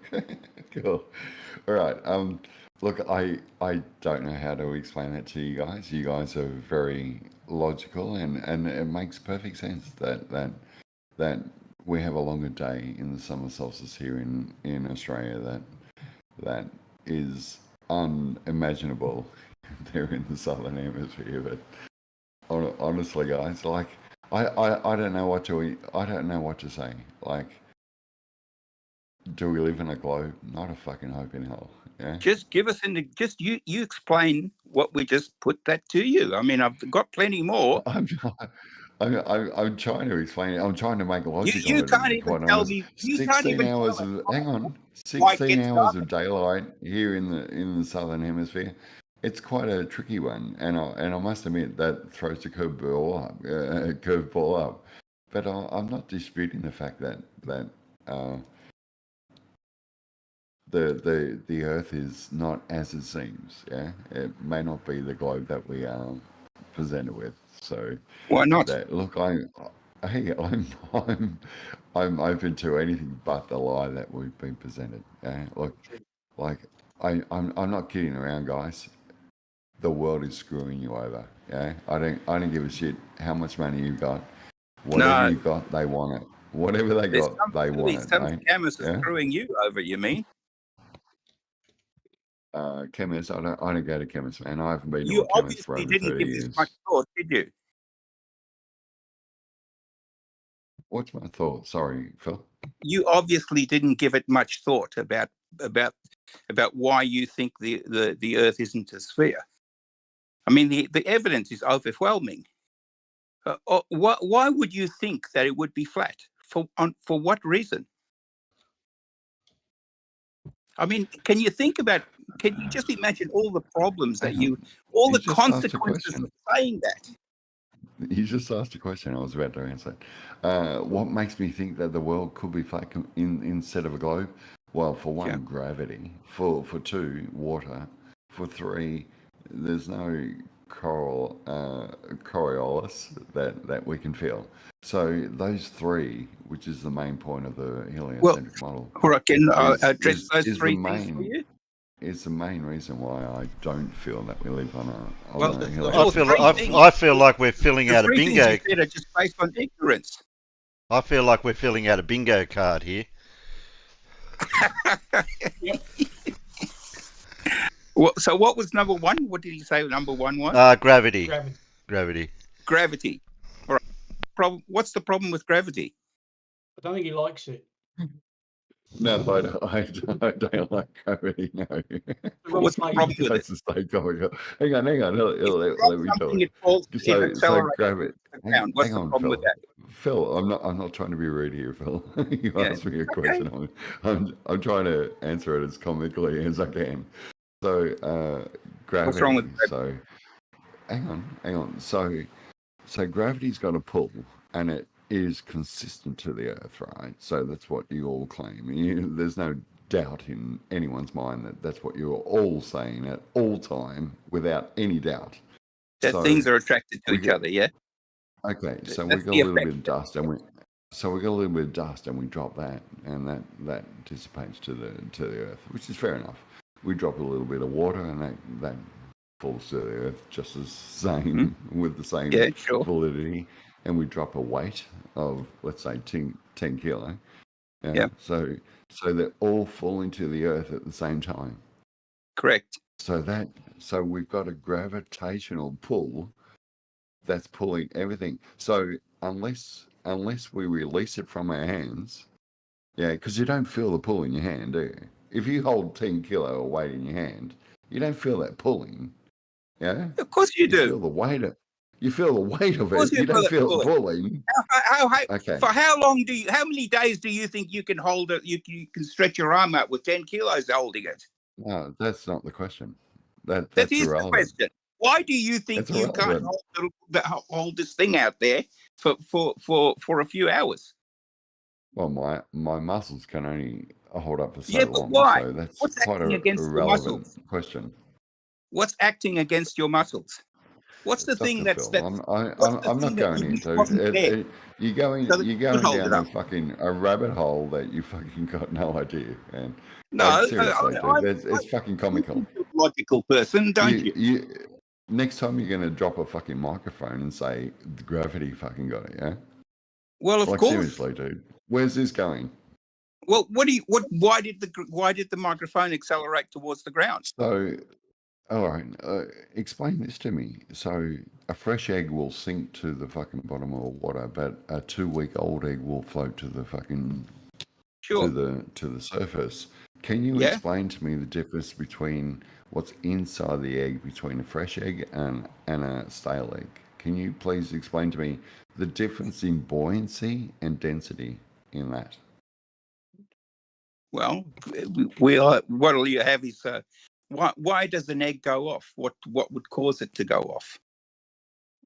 You're obfuscating. I've asked you a simple question. A fresh egg will sink to the bottom of water. 2-week-old egg will float to the top. Please explain to me what's the difference between the inside of that egg. Air is the difference. Air. So air is gravity. No, air creates a buoyancy. You know, like why does a ball float? Why does the big ship float? So gravity has no meaning in an egg. Yeah. So gravity is extinct from an egg. Yeah. No, he didn't so say we've got no gravity in eggs. So if an egg's 2 weeks old, hang on. If an egg's 2 weeks old, gravity doesn't exist. But if an egg is fresh, gravity exists because it sinks to the bottom. No, because the air is introduced to the egg. You're not answering the question. I did. I told you the air, the egg accumulates air as it gets over time, and eventually it will become buoyant. So it loses its gravity. Is that correct? It doesn't lose gravity. It becomes because it becomes lighter than the water that's in it. There's the same volume of egg is lighter than the same volume of water. Think about how much water it would be occupied by that egg, right? So the amount of water that's occupied by that egg is heavier than the egg itself. So the egg has to float. Okay. Can you explain the seasons to me again? Because you got no idea when it comes to eggs. When the egg was fresh, it was the amount of volume that the egg was heavier than the same amount of volume that the water is. So it went down. But after the air has got into the eggs become buoyant. So what's happening now is that the egg is lighter. The egg is lighter than the same amount of water that's around it, so it floats. So gravity changes with time. No. So if I held a basketball in my hand today, it'll be different within 2 weeks. Is that correct? We now have a buoyant force acting against. We have a buoyant force, which is it trying to go up because it's trying to float, and acting against gravity. So gravity isn't the only thing now. It's got something acting against it. Why does a balloon fly? A helium balloon go up, for instance. So as the helium balloon loses its density, why does a 300-ton airplane fly? All right, Phil. So as the balloon loses its density through its means it's losing it through its pores, and it starts to drift down, and it can hold itself between being pulled down and being floating up. Is that gravity turned off, or like? I don't understand, man. Like, please explain it to me like I'm a fucking imbecile. Because seriously, guys, this fucking because you are. I know it's fucking comical, man. This fucking gravity shit is fucking all over the place, man. It's fucking up and down. So unbelievable. Go ahead, Phil. Okay, so you don't understand why a helium balloon rises, is that right? That's not what I said. No, I said when a balloon loses its okay, so volume, it starts to fall, yeah, and it can hover in its own space. There's plenty of videos out there showing balloons doing this. So, yep, does the balloon create or lose gravity? Yeah, because gravity is so selective. Hang on, Phil. Gravity is so selective with everything that you guys present throughout all the streams that I've listened to. You know, gravity is so selective. It can hold containers on the ships, but it can let butterflies fly throughout the atmosphere without any inhibitions whatsoever. You know, they can fly freely. Yeah. So we've got all these things. We've got all these things that can. Are you ready freely? For the lesson? Hang on. Quite freely, without any force whatsoever. Yes, you're telling me if you drop a microphone, that's being pulled to the ground. Do you see how comical are you ready for the lesson? Are you ready Tell now? me, Bill. Go ahead. Okay, good. Finally. All right. So when you put the helium in the balloon, it grows up huge. It's big. This balloon is for instance, you make a very, very big balloon and it rises up. Okay. Now, as it loses some of this helium, so when it's very big, this balloon, the volume of this balloon, the whole content of this balloon is lighter than the same amount of air that's around it. Okay. If you took away the balloon, that volume of air where the balloon used to be is heavier than the actual balloon, including the contents of it. Because helium is very light. Helium is only 4 grams per mole. Air is 30 grams per mole.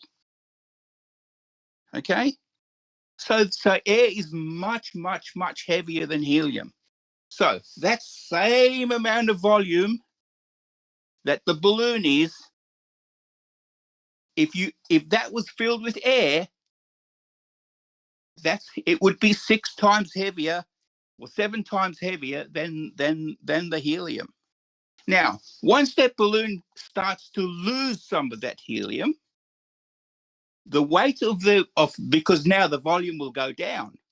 As it loses helium, the volume will get less. Now we're starting to get to the point where the amount of air, that the amount of volume of that balloon starts being the same as the volume of the air that's around it. And the more that happens, in other words, the smaller that balloon gets, now the rubber that the balloon is made out of starts to make a difference.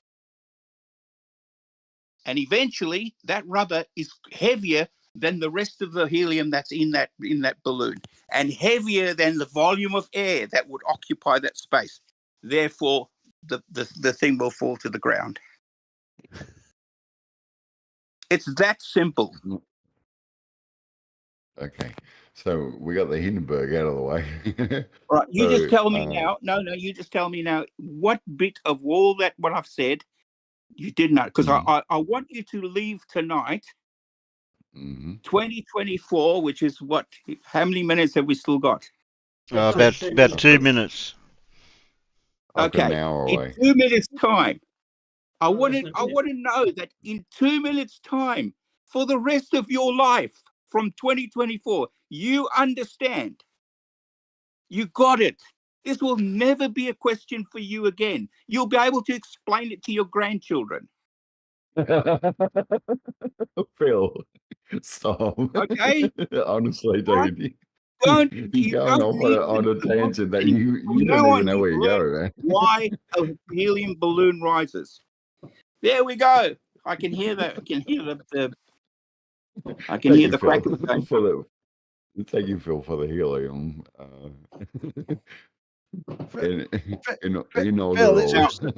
it's because the pushing ones aren't pushing it down so hard. Happy New Year, by the way. It's all there. Happy 2024. 5, 4, 3, 2, 1.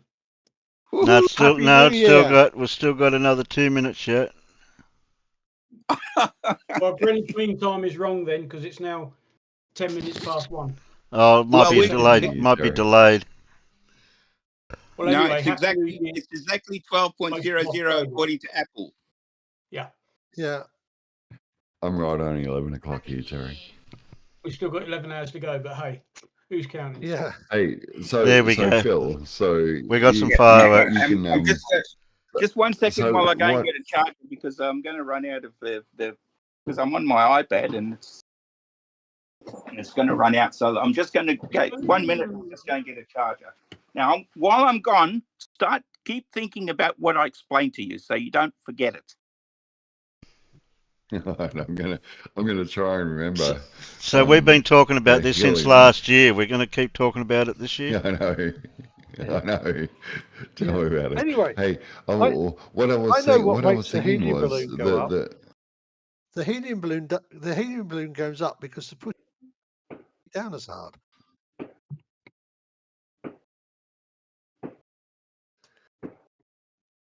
I was thinking more along the lines of what happens in space and when you guys hit the moon and how the helium would work up there and just how simple it is to decipher the predicted programming that they give us.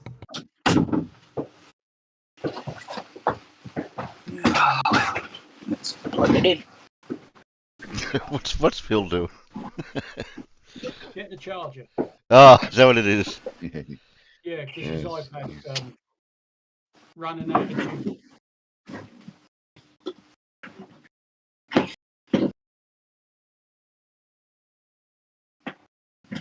Phil, how are you feeling, Phil? There we go. Okay. All right. You sound better. All right. You haven't hit the flat Earth reset button, have you? And forgotten everything I've said. No, I've got my bingo card here. I've been ticking off a few things. I was talking while you were interrupting, so I'm sorry about that. But my point of it was space and how our gravitational pull with the with the what were you just talking about? The what do you call that? Yeah, Terry, watch out for copyright strikes on fireworks, mate. Yeah, that's what I was just about to do. Change it back around. We don't need that. No. My point being there, Dr. Phil, Professor Phil, is that I don't believe that the Hindenburg aspect of your relationship to Earth is really presented to the best it could be with what they're offering us from worlds beyond. Yeah, like you keep talking about outdated information and what could be and what should be and what's been produced, but you're not actually giving us any answers to what could be and where we're going forward. You know, it's sort of a lot of what I hear throughout a lot of service here is only old information. There's not too much new stuff coming through, so it's very difficult to communicate with people that aren't willing to educate. You know, they've been educated, and that's all they want to know. You know what I mean? It's an ignorance that is very hard to comprehend. You understand that this principle that I just explained to you was first recorded by. I mean, people knew this before Archimedes, but Archimedes 1938, I believe. No, I'm talking about thousands of years ago. Okay, sorry. Thousands of years ago. Okay, so this is what I'm talking about. You know, what I've explained to you is a principle that's been known for thousands of years, that's been understood for thousands of years. Okay, it's not new. Do you believe that we've been dumbed down over the Phil, sorry man, I didn't realize you were. I didn't realize I was interrupting. Do you feel that we've been dumbed down over the generations, or do you feel that we're actually progressing in society the way it is and what you know of the existence or what was? Do you feel that we're actually progressing, or do you think we're being held back? Well, I look around me and I'm thinking, let's just look at my own, my own situation. I don't know your situation, but like I was, let's take it from when I was in high school. There was no calculators. Never heard of the stuff. I went to when I had to study for my HSC. I had to go to the library every night. Every single night, I had to go to the library and open dozens of books. I couldn't sit at home like students now can, and my engineering students can just read all these books who can online. They don't have to go anywhere. So I had to read books. I didn't have a calculator. I had to use a slide rule. I had to use 4-figure log tables to get stuff off it. And then after that, when I was in about second year of university, HP came out with this U-Butte HP21 calculator that could do so many things. No need of 4-figure log tables anymore. There was a button that said sine, cos, and tan on it, believe it or not. So that changed the whole way that I could do calculations. Things that took me, hours, I could do in minutes. And now that's changed. Then we had telephones. We couldn't see anybody that we were talking to on the telephone. Now I can talk to the telephone. I'm looking at 4 people at the same time. For goodness sake. Are we going anywhere with it, Phil? Could I have even, that wouldn't have even been an imagination that I would have had when I was 20 years old. I couldn't have even imagined that this would happen. If someone said this is what's going to happen in the future, in 50 short years, people are going to be able to talk to and see each other and talk online, and people across the world will be able to talk to each other. I wouldn't have believed. I remember in 1986, I was presented with Windows, and it was just so confusing back then, and I just refused to deal with it. Now I wish I had spent a lot more time with it, and I progressed so much further. Well, haven't we progressed? To answer your question, haven't we progressed? We have not. We got cars that just about drive themselves. You got cars that are controlled, dude. You got cars that are Mercedes-Benz that won't even let me get out of the lane. My car, if I set the thing to it, it'll keep me in the lane. It won't let me get out. If I get out the lane and I haven't indicated, it's going to put me back in the lane. It'll automatically steer me back into the lane. You are fully under control of the system that you believe in so well. So I'm telling you that we've progressed a lot. I'm glad you can afford to live in that society, man. Like, there's a lot of people that are yet to catch up to your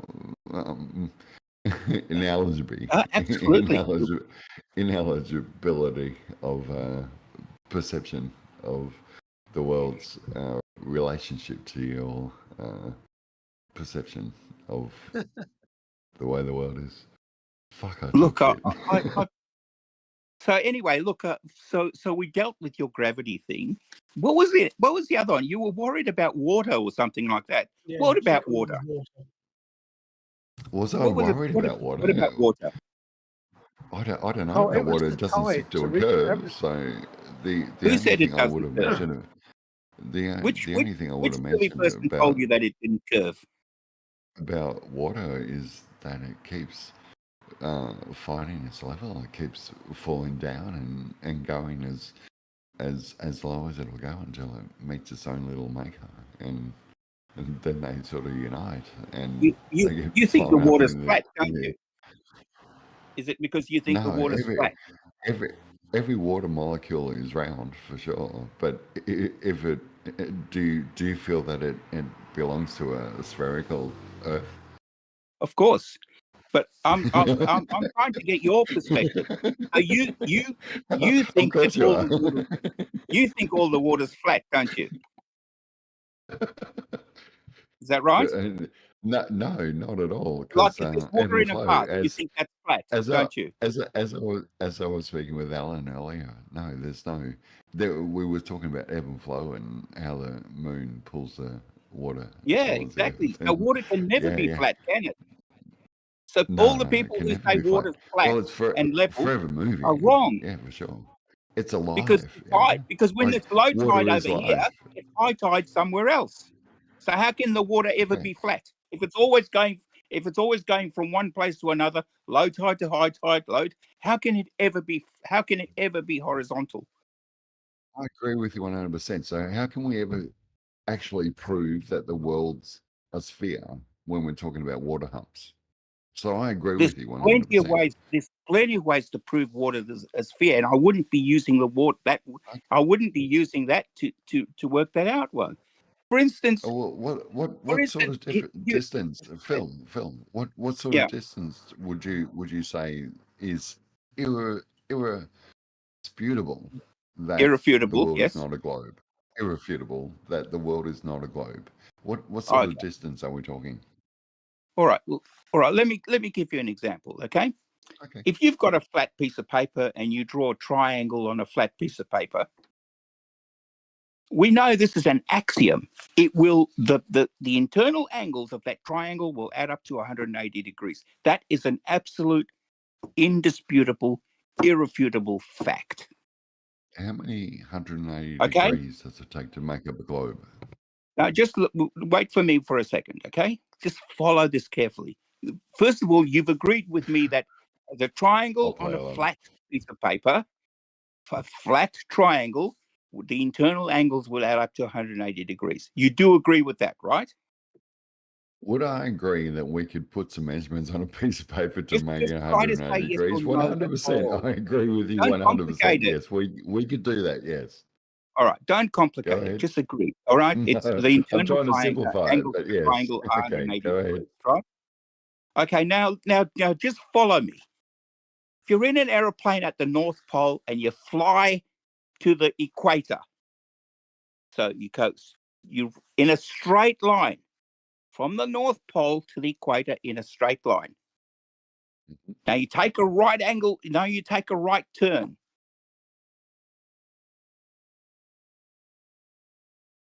You go a quarter way around the world, and you go back up again.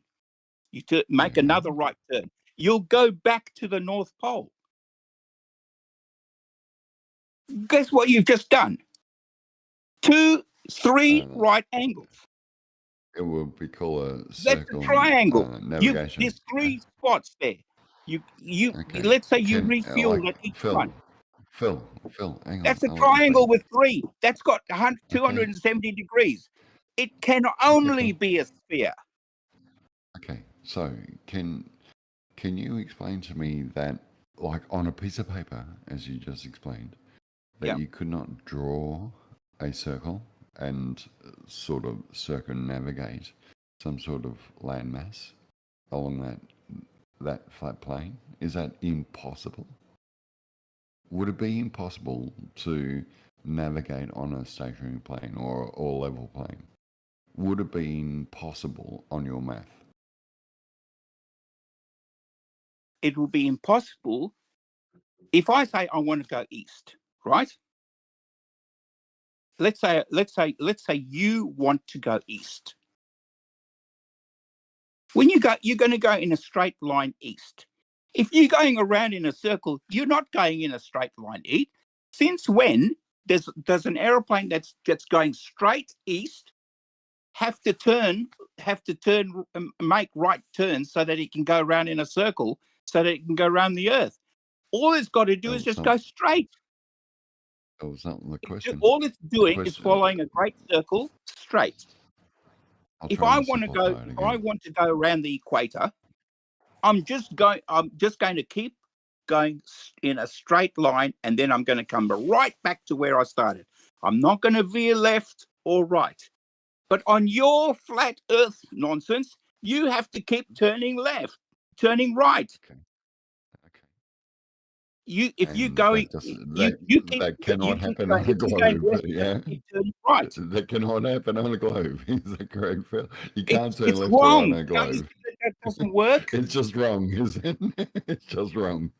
Can't you see that if you go in a straight line on the globe, you can't go in a straight line on your flat Earth? Phil, do you understand how comical you sound? Yes, flat Earth is comical. You've got that right. Thank you. Yeah. Okay. Okay. So now there's no way what you're trying to explain can happen on a stationary plane. Yeah. No way whatsoever. It's just impossible, right? Plane. No. Hey, there's no argument here. If that's your logic, man, I'm not here to argue with you. I'm here to try. I'm trying to get along with people here. Yeah. Okay. Now, right, let's get to the other one now, because Go ahead, Phil. All right, the sun. When I first got on here, I heard this stuff going on about the sun, and I thought, who's been training galahs how to speak? And I thought, that can't be right. And I heard that you said the sun was local. Like, yeah, for sure. Not 93 million miles away. Yeah, it's local. Okay. Well, how far up do you think the sun is? Look. There's a few measurements out there. Some say 5. I say me 10. I'm guessing. Like, this is a guess, man. Just like 93 million miles away is a guess. No. Let's have it. 93 miles away is measured by using instruments. So you just tell me like radar. So, but you tell me, for instance, give me a guess. Hang on. What do you think? Because I want to tell you. I'm not trying to confuse the you reckon it's conversation 1,000 miles away? Hang on, Phil. You just stated that you've got math to prove that it's 93 million miles away. I've got instruments, not 93 million miles away. Yes, please actual instruments. Drop that in the chat, and I will share that around everywhere. And and if you can prove that it's 94 million miles away, 93 million miles away, whatever you want it to be, you can prove that. Hey, I'm with you, man. I'll back you 100%. I'm not against you. Of course, I can prove that. I just want proof. All I'm asking is for proof. That's not a problem. Why would you think that would be a problem? Show me the 94 million miles, and we will both be on the same page. Well, it's radar. Have you heard of radar? Hang on. You were just stating facts that you know these things. Yes, radar. All I'm asking you is to show me this simple fact. The simple fact. Well, look, I'm not asking too much, am I? I've got no way to go and get this for you now. Phil. You look it up. Phil. Yes? Phil, hang on. 3 times now I've asked you the same question. You stated that it's 94 million miles away. You said you had 93, proof. Yes. All I'm asking for you is to prove that evidence. Just show me how I can measure it. I can do that measurement, and I will back you 100%. That's all I'm asking. I doubt anyone will let you in the front door of the university to do that. But you can look up the papers. 94, 93 million miles is just a dream, yeah? It's just fantasy that you guys just pull up with. You just keep regurgitating this information, but you can't prove it to me, yeah? Hang on a second. Stop talking like a flat earther. Is it you're right, because you can't do it to think it's a dream? That's all right. If you can't show it to me, man, that's all right. I'll listen to it. Who said I can't show it to you? No, that's all right, man. Like, just give me the math. Let me prove it to myself. I don't need to give you the math. We'll come together and we'll all be one, yeah? We'll all be one. Yeah, of course. Now, I'm still waiting for you to tell me what you think the height to the sun is.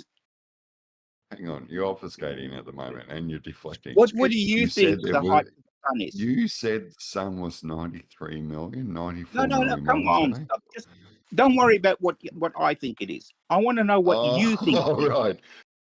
All right, so we've gone off your statement, Yeah. and we've gone on to mine. Let's assume it's Phil, local. you're perfect, man. Hey, you've got no point, and you've just proved that. So what? No, just tell me what you think it is. I'm trying to educate myself here, mate, and you're not educating me. Yeah. So Phil, shut the fuck up. Let me fucking listen to someone else, and I'll fucking shut the fuck up. No. I'm not letting you go on this one because this is the third point. So I need you to tell me how high the sun is. How far is the sun? When you see it up in the sky, how far away is it? Phil, if he's going to speak to you guys like this, and plus with all his profanities, he may as well not be here. Okay, exactly so right. Yeah. Stop talking shit, Phil. No, I'm talking to you. So I agree, Terry. I agree with you 100%. Stop the profanities, Professor Phil. You're acting like 3,000 miles? I've asked you simple questions, and you haven't answered. I've started swearing, and now I've been pulled up about it, Terry. Phil. Yeah, Terry's pulled me up about it. Yeah. That's right. You need to stop swearing. Plus you're telling. You cannot produce what you stated. Yeah. Until you can do that, I'm going to continue to swear or get kicked out of here. All you need to do is tell us. All you need to do is tell us how high you think the sun is. Phil, I've already stated my facts. I've already stated my facts. I've asked you for facts, and now you're obfuscating. Just answer my question. With whatever dream you're carrying on with there, Phil. Carry on. You said the sun is local. How local is it? You can keep asking me. You see how flat earthers are? I've stated 10,000 kilometers. You stated 93 million miles. All I'm asking you is for your proof. It's not too much to ask. You're not answering the question. He because did. Phil, he just said. That whatever answer you give me, I'm going to thrash you with it. He did say 10,000 kilometers, Phil. Sorry, Terry. He's claiming 10,000 kilometers. 10,000 kilometers. Beautiful. That's what I want to hear. I want to hear a number. All right. So he does listen, does he? Let me just get my calculator out. 10,000 kilometers. Great. Okay, just a minute. Can you still hear me? Yeah. We hear you, Phil. Okay. All right, good. I'm just getting a calculator out. Just 1 second. Because I've got a calculator app here. Oh, where's the silly thing? Calculate the 93 million miles first, dude, and present that. Okay. And stop trying to decipher what I'm giving you, and start presenting what you're trying to present to me. So you think it could be 10,000 miles? Well, that's interesting. Okay, so if I put 10,000 divided by tan of 0.5. Okay, that is 1,145,886 miles. Okay, so kilometers. You said 10,000 kilometers. All right. Now, let me tell you the consequence of having the sun 10,000 kilometers high. The consequence is this. If you're standing, let's say, on a beach in Perth or at Fremantle, and you're looking at the sun setting, okay, when the sun is just 0.5 degrees above the horizon, if the sun was 10,000 kilometers high, the sun at that point would be more than 1 million kilometers away. More than 1 million kilometers away. If it was only 10,000 kilometers high. That's if it was just 0.5 degrees above the horizon. Well, let me tell you where the sun actually is. It's over Cape Town at that time. It's high noon in Cape Town when the sun is 0.5 degrees above the horizon in Fremantle, on Fremantle Beach. So you see how absurd your 10,000, your 10. And guess what? It gets worse. If you say 20,000, it'll be worse. I'm all for your math there, Phil. The sun has to be almost parallel for that to work. That's why the sun is 93 million miles away. That's almost parallel. Okay, so 93 million miles away makes perfect sense. Sorry, I've got fucking bad Absolutely perfect sense, yes. Hiccups at the moment. You can see how yours is absurd, can't you? It's absurd. It can't work. Because you know the world, you know the Earth, you know the sun can't be 1 million miles away. That's right. It can't be a million miles away. It can't be 90. It can't be 1 million miles away on flat Earth. No. It's not. I agree. It's just over Cape Town. Cape Town's not 1 million miles away. Cape Town from Perth is only about 1,000 kilometers away. It's very tricky. It's like there's two of everything. Yeah. And I'm not sorry, I've got fucking hiccups and it's pissing me off. It's I can't ease up on the sauce. I can't. Yeah. Fair enough. Good call. Look, I can't see it. I can't see it changing from 93 million miles away to 1,000 kilometers away. So, it to me it makes very, very minimal difference in the local what you're expressing there, Phil. And 93 million miles away, what a joke, dude.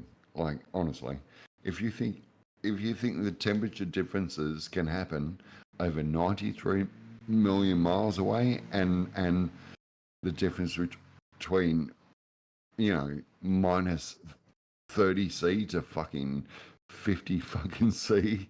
Well, what do you think temperatures? What do you think causes a change? Hang on, Phil. If you think that 93 million miles away can change that much, like, honestly, we're in that much of a temperament that you couldn't fucking sneeze without a change in the atmosphere. Like, seriously, guys, it is comical that you think that is something so far away that could represent something on an insignificant planet, yeah, and you guys are fighting for it. You're fighting for it. You're fighting for the. Are you bringing it down? Let me explain it to you. But go ahead, Phil. Let me explain it to you, okay? All right. Now, if the Earth is, when the Earth is tilted and the sun is, and as it is now, the sun is facing us at Capricorn. It's over Australia. You understand that, don't you? It's in other words, its GP is constantly over Australia, right? It's at our latitude, at Capricorn. I'm with you, man. So in other words, I don't have to look very high in the sky. Just wait. I don't have to look very high in the sky, facing north, for me to see the sun. All right, because it's over our continent. We get to see the sun over our continent. So the sun's blazing down on us because it's directly overhead. It's blazing down on us. All the energy is concentrated right over our continent. All of it. Okay, so there's very little of this energy from the sun. I have no dramas with what you're saying. Australia is drenched in heat at the moment. Okay, I just 100% agree with stop you. and listen. Have you? I'll Hang tell on, you Phil. why you're a flat Hang on, earther. Phil. No. Let me tell you why you're a flat earther. Because you Hang on, I never ain't finished. listen I to let the you teacher. speak for 5 fucking minutes, man. No. Of course I'm going to speak for 5 minutes because it takes more than 5 minutes to explain something complicated like that. So now you've got to listen to the teacher. You never did listen to the teacher at school, did you? You were one of these kids who were a troublemaker, right?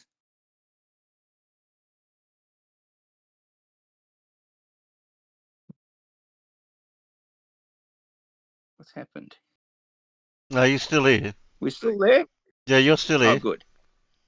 Okay, I thought he disappeared. Okay, so let me explain. So all that sunlight is directly above us and coming down. All of its energy is directed towards us. A much smaller amount of that energy is directed to the north. 20 times less of that energy is directed to the north. They get 20 times less energy than we do. So, of course, it's going to be cold over there and hot over here.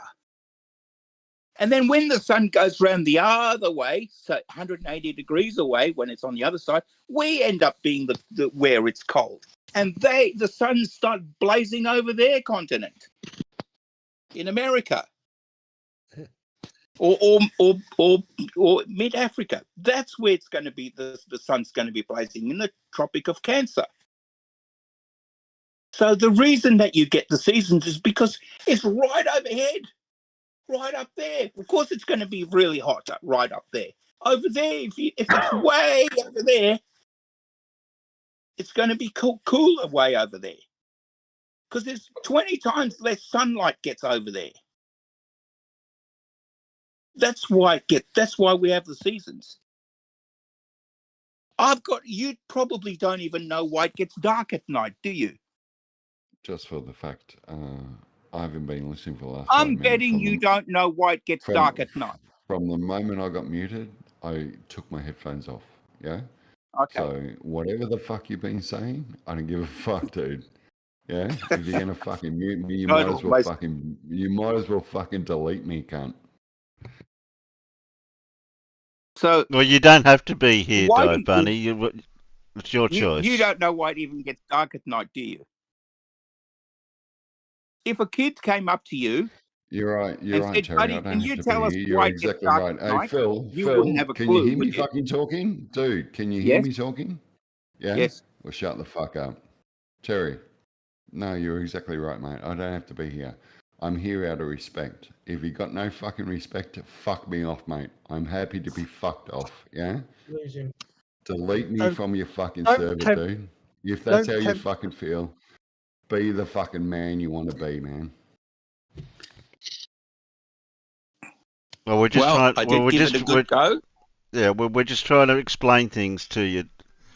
That's all. If you're not willing to listen to what things are and how things should be, that's not up to us. Here's an interesting statement, Dive Buddy.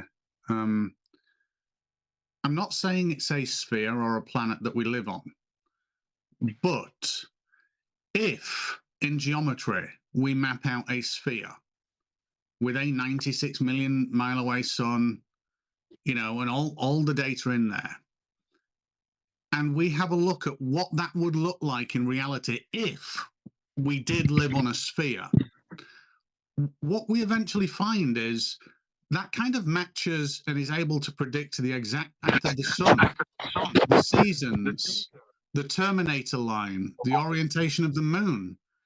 All these really interesting things match reality if we did live on a sphere, but only if. And it just works. So even if we don't live on a sphere, assuming as though we do, gives us incredible predictive power. Do you not agree with that? Let's say we live on an astrolabe. Does that not make sense to you? Does it have to be a sphere? The astrolabe predicts everything that you've just explained quite clearly and has done for millennia. Wait. How does an astrolabe predict anything? Yeah, that's what I was trying to figure out. Yeah. Now, so let's work on this. When I say a prediction, because every prediction comes with an error tolerance. Yes. So if I'm going to predict the angle of something, there's no absolute truth in the angle. I can't say it's going to be the definitive degrees that it's going to be, because there'll be an error tolerance there. Now, in doing that prediction, I can give you within half a degree error tolerance the exact path of the sun through your sky today. Now, that half a degree is because my model might not be exact. I might get your location a little bit off because I don't want people's exact locations, all that kind of stuff. But it's incredibly accurate. Now, if I change that shape, that sphere, into any other shape that's significantly different from a sphere, and I mean, something that's slightly oblate, a slight egg shape might work-ish, depending on how much it's different from a sphere. But if I change it significantly, a diamond, a cube, even a pyramid, nothing works. And flat doesn't work either. You got a point there, dude. Yeah. So it seems to be that if we think we live on a sphere and we get predictions from that sphere, it kind of matches everything in reality. Weird, right? Okay, in your reality, that's fair enough. Yeah, not in mine. No, I don't live on a sphere. But you live on a sphere. Sorry. I Wait a don't live minute. on a sphere. Can you tell me the difference? Sorry, just so that we're clear. Can you tell me the difference between your reality and mine? When I'll tell you my reality. My reality is what I can go outside and share and observe and measure and correlate with the things outside I can see with my own eyes, with camera sensors, that kind of thing. That's my reality, the physical world that I inhabit. If your reality is different to mine, what do you mean? Okay, so my reality is very similar to yours, except that the astrolabe predicts it exactly as your fucking heliocentric fucking model does. An astrolabe is a measurement device. Hang on, Blue right? Marble. I hadn't finished. Blue. I hadn't finished. Blue. I hadn't finished. Are you aware? Blue. I was still replying to Sting. I know you are, but Blue, cool. Okay, so you're gonna talk over me? You're gonna talk over me the whole time? Well, you've been talking over everybody. Yeah, okay. I got nothing more to say, dude. Go ahead. All I want you to do is explain. Oh, well, good. That's okay. That works. That's weird. That's weird, Blue. Hey, Blue wins another one. His name's not that guy. Although he sounded really like Bandsaw Bandit, didn't he? No, nothing like him. No, it's not Bandy. So. He does sound a bit like Bandy, but it's not him. No, you're thinking of Iron Horse. What's his name? No, I didn't think it was Ross. No, I never thought it was Ross. He does have strains of Bandy in there, but it's not Bandy. No, he doesn't sound anything like Bandy. I can tell the difference between Aussies. Fair enough.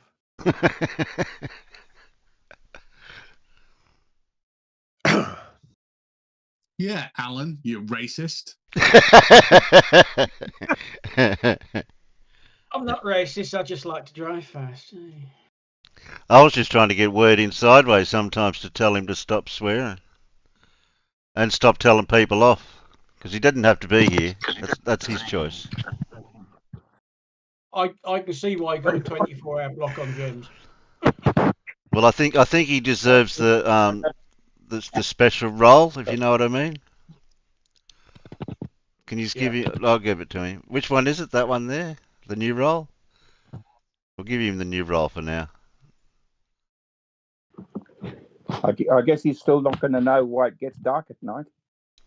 Because the sun just goes away. But it's a funny thing that the sun goes away, and in the same direction that the sun went, you can see stars. So the stars brighter or something than the sun? How come you can see the stars, which are on the other side of their dome? Oh, he didn't even get that far, did we, with dome? The stars are stuck in the dome. So the stars are all the way in the dome, right over there, where the sun allegedly went. but we can't see the sun, but we can see the stars. What's so special about starlight that you can see that and you can't see sunlight? We didn't even get to find out if the dome with the sun 10,000 kilometres away is outside the dome or inside the dome. We didn't get to find that one out. Well, I did do the maths, and I showed him that if the sun was 10,000 kilometres high, it would have to be more than 1 million kilometres away in the distance for it to be 10,000 kilometres high. I'm sharing Discord memes that a couple of you have been throwing in there. What's Blue's one he just threw in? Sun elevation discrepancy. That one. Yeah, that's from when Bob the Science Guy. Now that's from my very first YouTube video when Bob and I did Eratosthenes. And it causes a bit of a problem when I use my angle to the sun and Bob's angle to the sun. The sun's at two different damn elevations. What? How did that happen? On the other hand, when you consider sunlight the sun rays being roughly parallel, not quite, but almost, then you easily come to the conclusion that the sun has to be at least millions of miles away. Now, it's too imprecise a method of trying to determine anything with any accuracy, but it shows you clearly that the sun is not local by any stretch. Oh, look out. Stingray's got his crayons out. Uh-oh. Yeah, I'm just looking at how much sunlight you guys get in, Australia. This is a seasonal explanation. I've got a very distant sun and two equal-sized holes. And if we just say there's 1 megawatt of power, obviously there's slightly more. A little bit more. Yeah, let's just say each one of these is 1 watt of power coming through this from the light source, and they're hitting a sphere. You can see that 1 megawatt of power applied to Australia is pretty dense. So you're only on about 1,000 by 1,000 kilometers or something. However, when you look up here, that same megawatt of power is over an incredible amount of space, which is why my country is really cold all the time. Not all of the time. Well, yeah, enough. Just and look, it kind of matches where the where the snow is as well. Amazing that. I'm trying to imagine the luminosity of that 1 megawatt.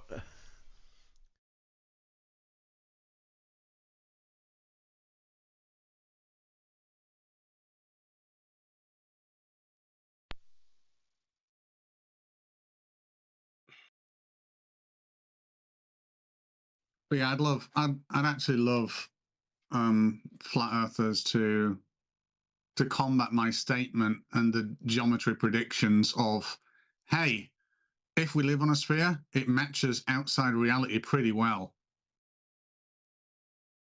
And no flat earther ever says, it doesn't, and this is why, or if you do this, it won't. They don't say that. So deep down, I think it's just dishonesty.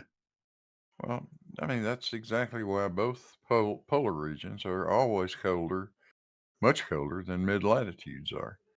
And the same reason why equatorial regions are always much hotter than mid-latitudes are. The effect that you're showing, Stingray, that's exactly what does it.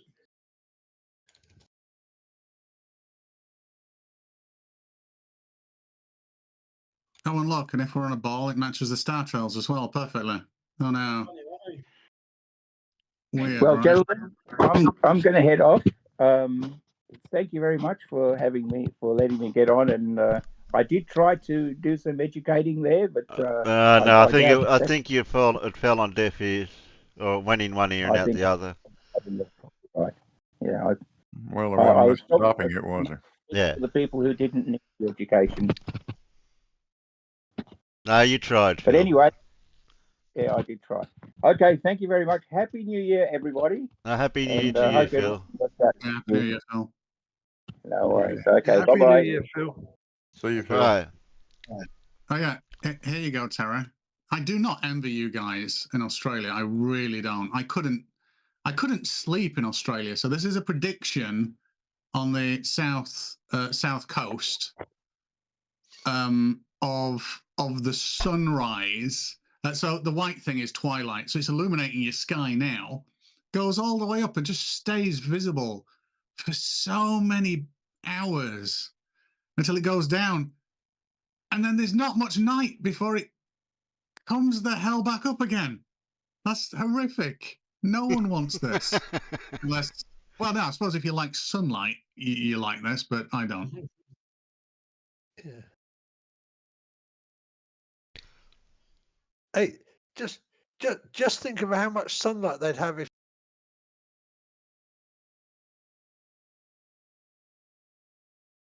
Yeah, I mean, that's interesting. That'd be terrible, wouldn't it? Is solar power a big thing in Australia? You'd have thought it would. Yeah, we do. We do have solar power.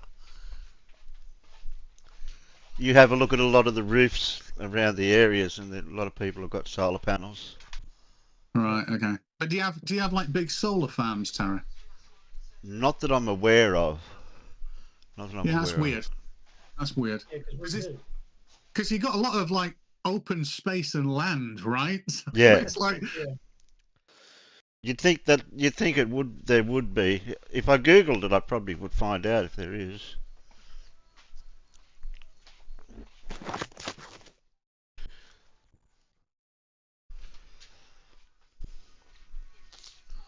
But what I can't understand is that guy can clearly see the sun for 16 hours in a day, and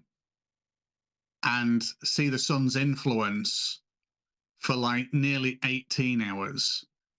To think the Earth is flat and that's circling round, and you can see it for more than 80% of the time that it's going around that circle or its influence, that's just weird. I don't see how you can have an Australian flat earther. But well done, Terry. You've got one.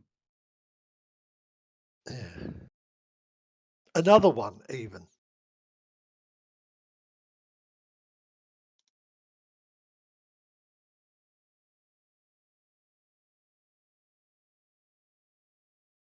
Surely we can find a better one. If you tell me the attributes by which we can judge flat earthers in being better or worse, yeah, I think that's actually quite difficult to do, Terry.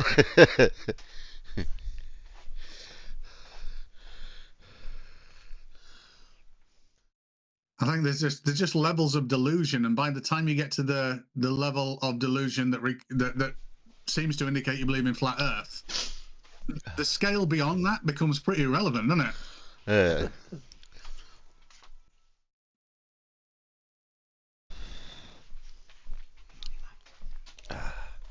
There was definitely no critical thinking or anything like that coming out of him. Nope. Gary Webbing is in the YouTube chat. He says a sun spiraling inward and outward will match all the sun angles and the globe's imaginary tilt. Oh dear. Sure it will, Gary. But wait, if it's spiraling in and out, it would change size. Or appear to change size. One would think. But it doesn't do that. No, it's that's because of the magic shape-shifting lampshade it wears. Ah, it's cool hard logic again, isn't it? Yes. Yeah. I mean, wait a minute. I think I need to make an apology, because on a flat Earth, you'd actually see the influence of this sun in Australia, which is what this observer is on the right, for 100% of the time. So it's actually quite close to 80% right now, isn't it? Too bad the path's all screwed up. No matter, how many spirals you put in there. But Gary, when you say spirals, you're on about annual spirals? Yeah, that's brilliant. But we're on about 1 day, and that's it. How many spirals does it do in 1 day? No. Look at it go.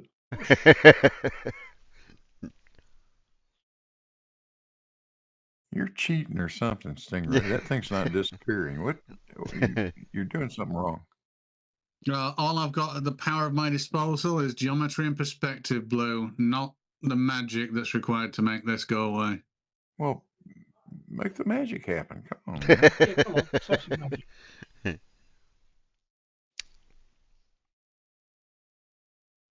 I did actually ask Gary once. I said, if you can do a video whereby you can get a hula hoop or a tire or something that's circular and say, hey, this is the path of the sun in 1 day. And then you stand underneath that circle at any point whereby it's a it's directly above or your perpendicular relationship to any point on that circle. And then if you can show me that the shape on that circle makes a straight line like we see in reality for the path of the sun, I'd be really interested.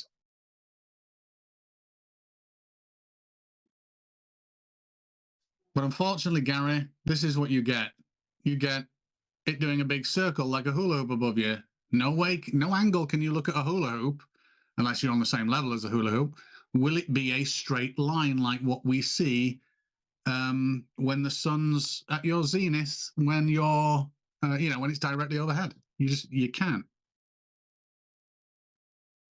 That will be a good video for you, Gary.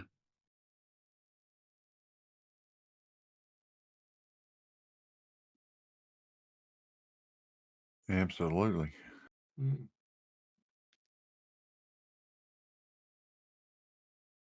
Gary, you're a box of rubber bands and a piece of shitty plywood away from a new video.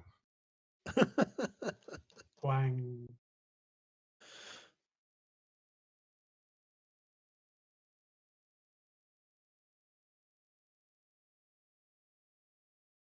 I can hear him out there right now, mumbling hillbilly under his breath. Did he actually use plywood, or did he go cheap and just use? It was a joke. You keep breaking up. I know it was a joke, but I don't think he'd actually.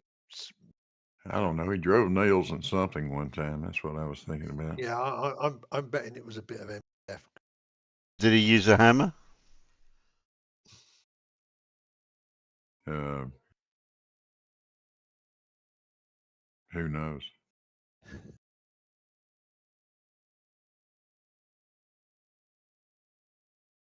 Hammer is a loose term, though, as you well know, Terry.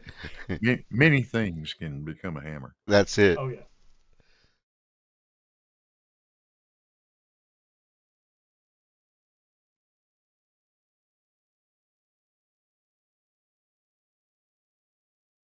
Yeah, you find that most tools have both primary and secondary responsibilities. What, you mean screwdrivers becoming chisels and vice versa? Yeah, exactly. Good. That's a good example. Don't. But don't use the chisel as a screwdriver. Somebody I was married to used one of my chisels. Yeah, well, looks about the same. It's got this flat bit at the end. That'll do. Cutting out for me, Alan. He's cutting out for me as well. And I went to the mic on the headset.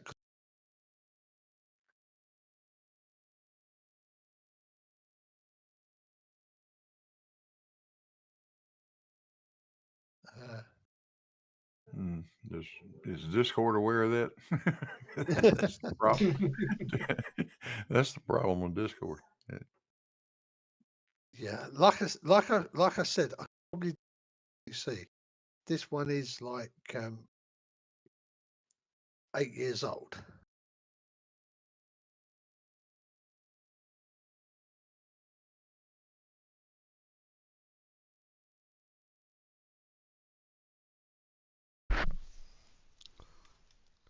Yeah, just in case anybody was interested, I've got a video that matches this perfectly. This was a lamppost outside my house.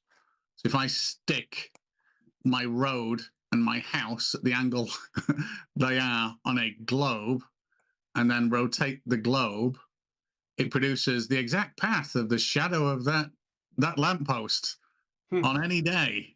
Weird that, right? But obviously that still works on a flat Earth, obviously. Well, yes, because first what you do is say the Earth is flat, and then you say, oh, look, all these things work. Therefore, they work on a flat Earth.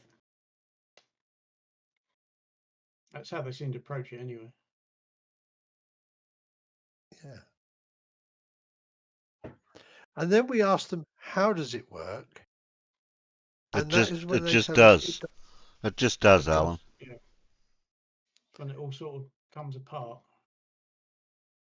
You know, like, oh, you think it's the moon that's causing tides, but it isn't. Well, go on then. What is? Well, I'm not here to give you answers. And it was at that point, personally, I just kicked him out because, you know. Well, one of the things that I'm starting asking flat earthers now is, okay, I'm going to throw out the globe, gravity, everything that we don't like. Just throw it out. Start again. We're all fresh now. So globe doesn't exist. Never heard of it. We're just trying to figure out where we are, what the shape is. Can you give me one positive prediction where I can go out and measure an observation about that prediction that is exclusive to your worldview? And please do not mention curvature or globe. And not one flat earther has ever been able to do that. No, of course not. They all go, well, on a globe. No. Throw that out. No, throw it out. Don't mention a globe.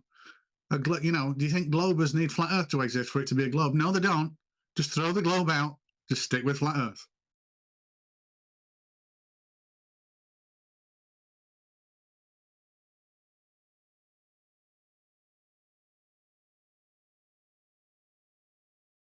Yeah. Bloody hell.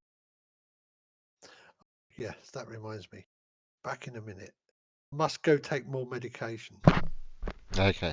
Right. Time for meds.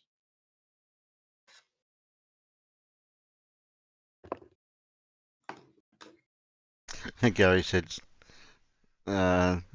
Dean thinks we measure sun angles orthographically.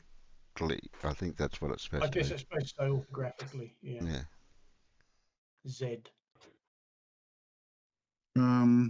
I don't even know what that means. I measure it in angles, Gary, where there's 360 degrees in two directions of a viewing plane around me, and that's it. It doesn't matter what view transform you put on that; those degrees remain the same. Yeah.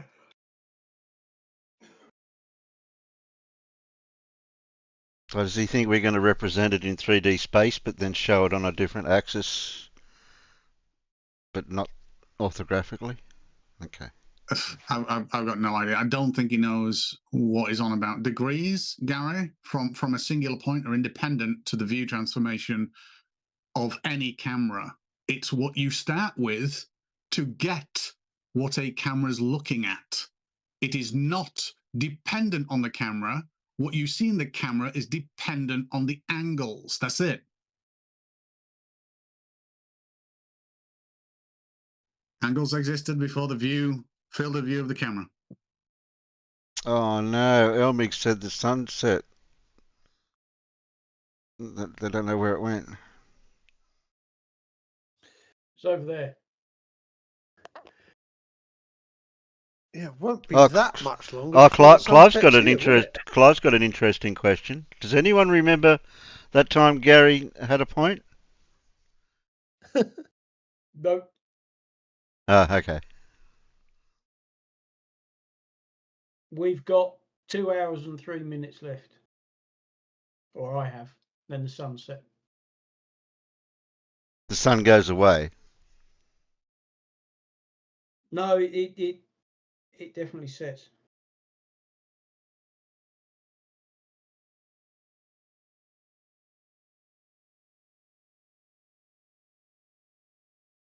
Well, what we call a sunset. Yeah. What, you mean the getting darker because we can't actually see it going over the horizon because of the clouds? Because we're on a curved surface that's turned away from where the sun is, and then the Earth blocks the view instead of the David Weiss, lying scumbag grifter. It just goes away. Ooh. Oh, hell, Migs, really?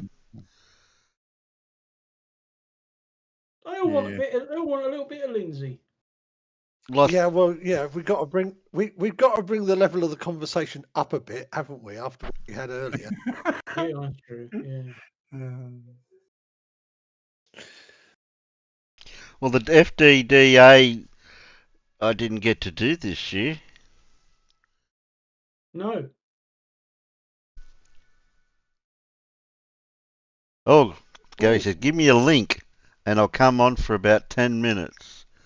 Really? Do you think we get a conversation if he's here for a few minutes? No. I don't think we'll get a conversation. Will he be any worse or better than the other guy? I don't know which would be worse. I don't know. It depends if he does. Does he swear?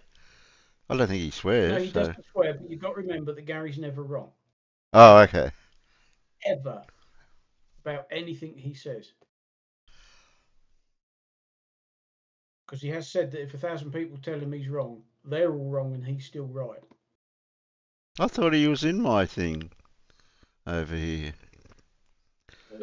Oh, okay. I thought he was. We're in Discord, Gary.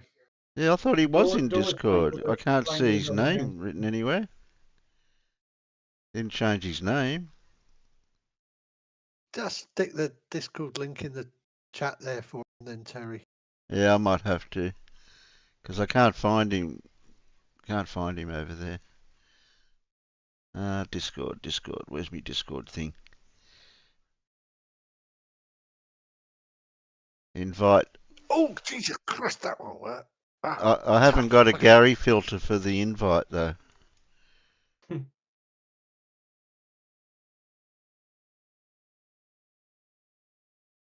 There we go. That's for anyone out there that hasn't got link to Discord.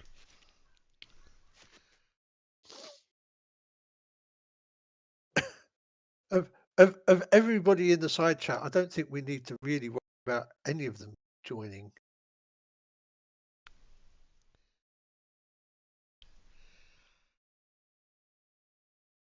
Another vote for Ludwig van who? Yeah.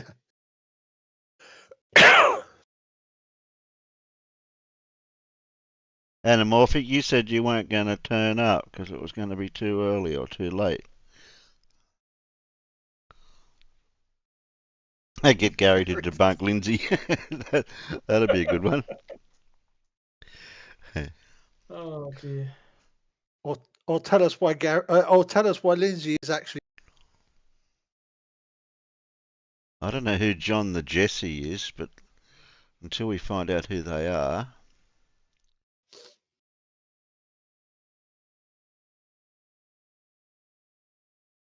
Feel another cup of tea coming on. How do I?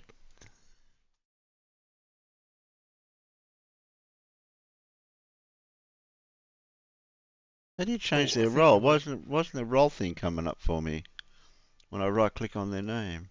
No, I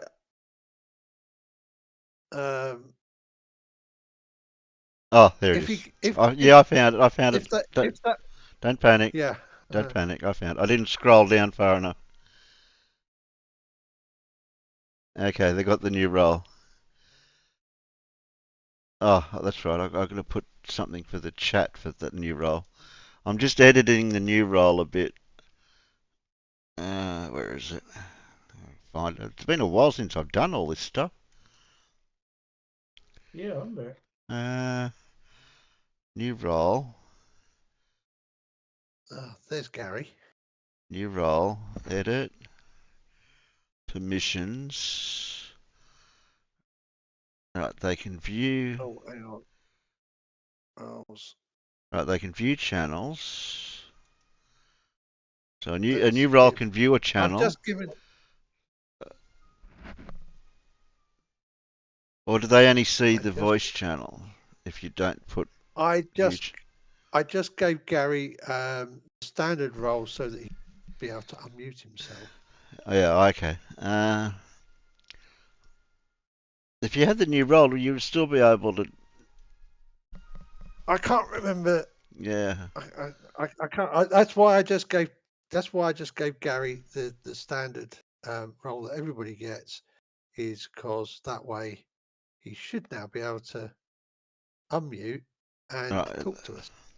Okay, voice channel permission, they can connect, and they should be able to text or something. Where's the text one?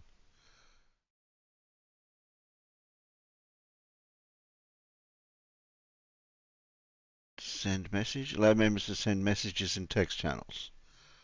That's sending a message in a text channel, isn't it? I'd say that's that one. Yeah, I'm not quite sure why Gary is still muted. He shouldn't. He shouldn't be. Maybe Gary might need to go out and come back in to lose the mute. What role did you give him? I gave him the standard convicts and colonists. Oh, convict and colonist, yeah. There we go. Yeah, you don't want the new role, Gary. What? You don't want the new role. The new role, you can't speak or anything. So I can't talk right now? I'm talking to you. Yeah, you can talk now because you've got a different role. Oh, I had deleted your channel a long time ago. You were? I thought you were in here ages ago. No. Been a while. You still subscribe to your channel. That's why I saw you guys were on. Yeah, not the YouTube, the Discord. I thought you were in the Discord. Yeah, I had deleted your channel. Ah, okay. So anyhow, back to sun angles that you mentioned. If you Yeah, do it orthographically, sorry, I got a little bit of a cold, so my voice is a little bit hoarse. But it's no good. that's why you guys think that the measurements won't match, because you're just thinking how you measure things orthographically, and so it should always be this or that. And you totally disregard perspective and how our field of view compresses with distance. The sun, the ground slants up, the sky slants down. All of that, you guys totally disregard. Yeah, but that's explaining it optically. How are we going to explain it mathematically then? I don't give a shit about mathematically. Optically, that's what we see, and we measure what we see. But measurement, yeah, that's what I'm saying. How do we measure it? You measure what you see. If you see the sun, you measure an angle to the sun and one over the ground, right? That's perspective. You're measuring a perspective angle. You're not measuring an orthographic view.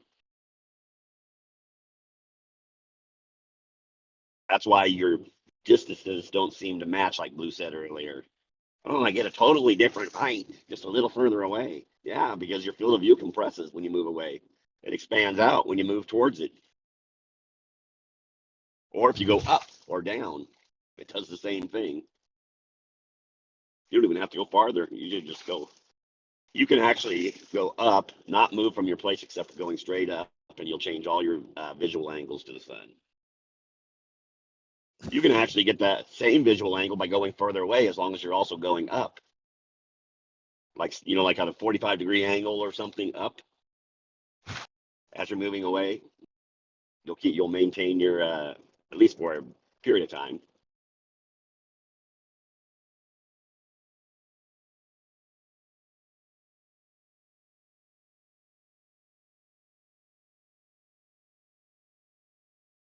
Did I lose you guys? No, you're still here. No.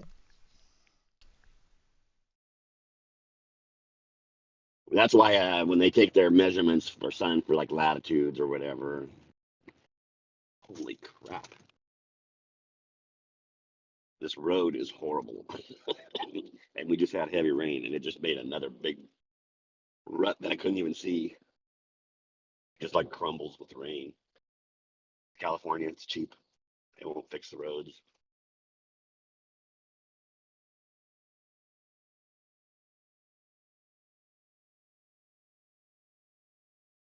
I've got a question for you, Gary. Hold on. Let me finish my thought. I hit that bump, and I forgot where I was even talking about. It scrambled your thoughts. Well, yeah, it was pretty jarring. I wasn't expecting it. You're not driving as well, are you? Yeah, I'm driving, but I got my Bluetooth on. Hands free. Of course, he's driving. He's a flirt. Yeah, but he's hands free. You guys drive too. You guys talk and drive too. Don't tell me you don't.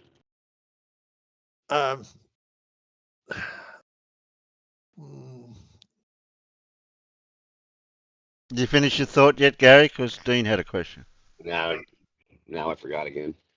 Sorry, it's still early. I just got up and I'm heading to work. So I'm still trying to wrap my head around measurements and angles and not being orthographic to write it down on a piece of paper. Oh, I know what I was saying.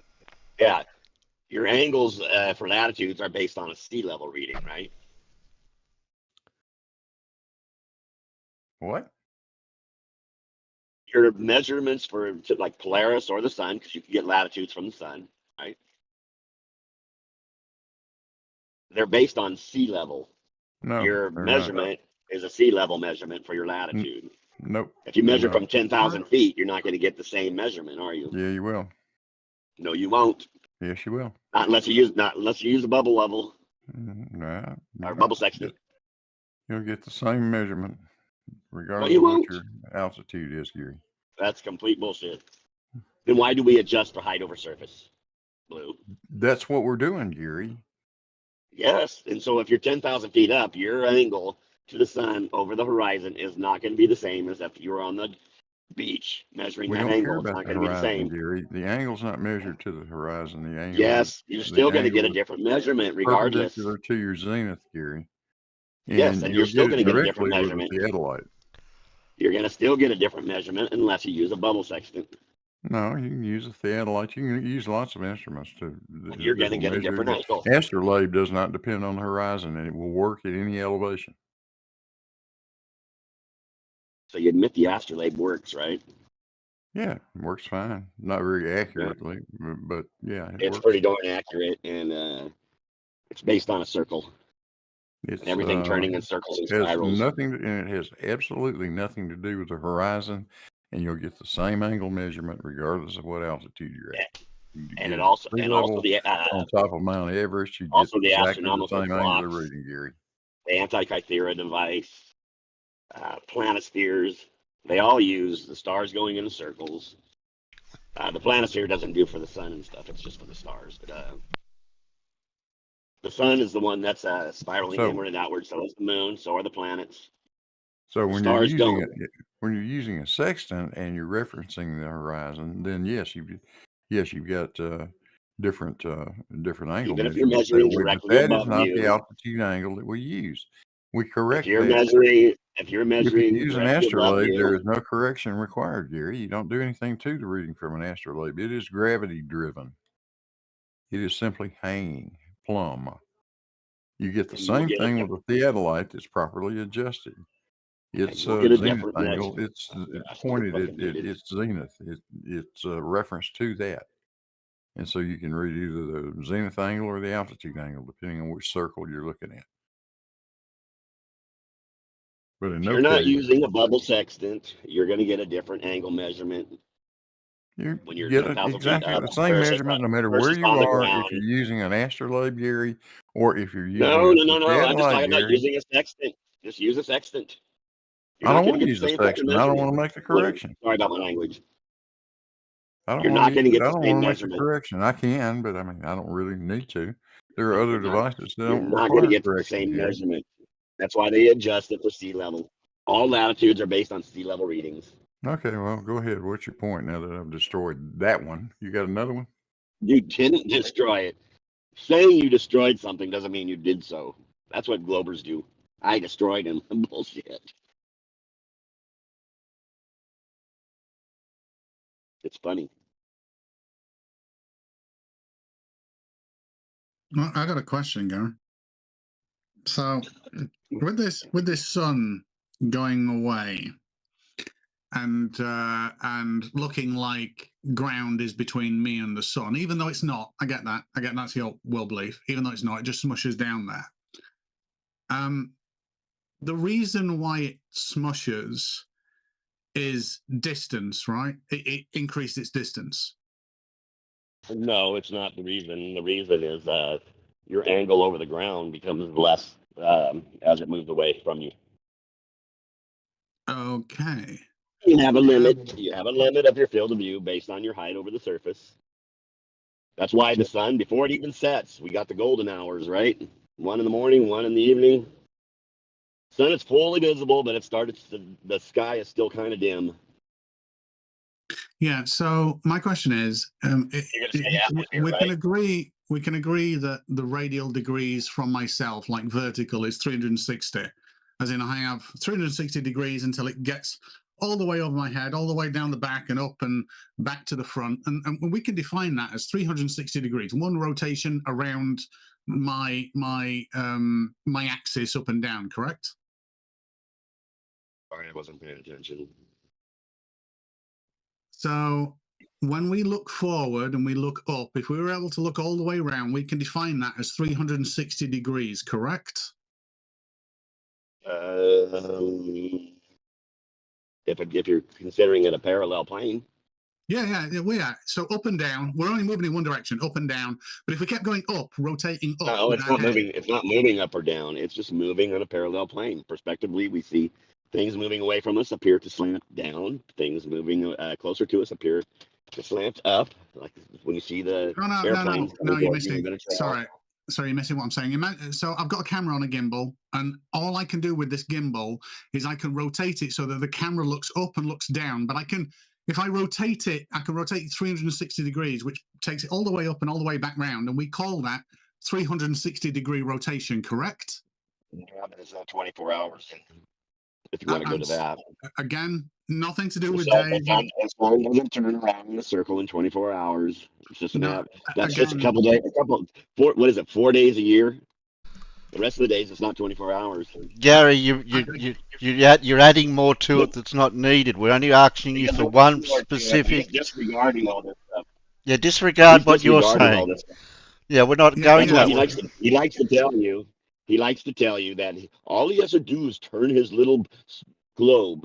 That's bullshit. He has to have it adjusted for the time of the year, where you're at. This isn't about the globe, Gary. All these other additions in. It's not just simply Gary, you don't need to be running scared. This isn't about the globe, and it's not about a model. You're having to add all these things that I'm not saying.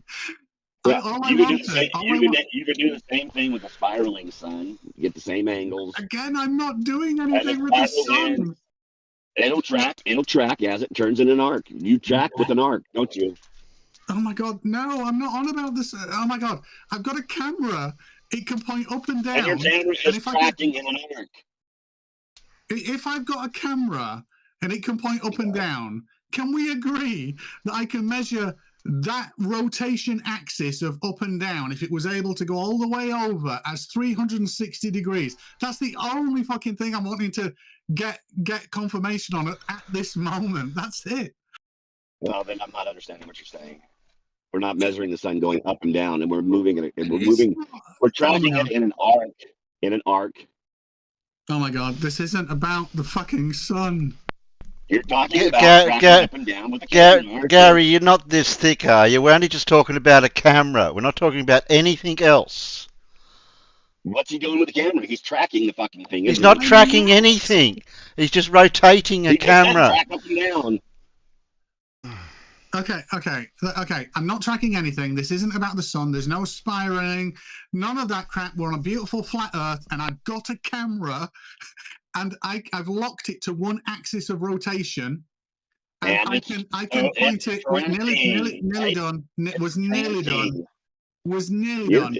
And I need just said it's tracking on one rotation. And it's fixed in one location, and I can rotate it. It's tracking. I keep saying it's tracking in an arc, and you keep saying no, it's not. It's not tracking. No, it's not tracking in an arc. There's no arc. It's a camera. It is an arc. It's got a rotation. It's not an arc. It's tracking in an arc.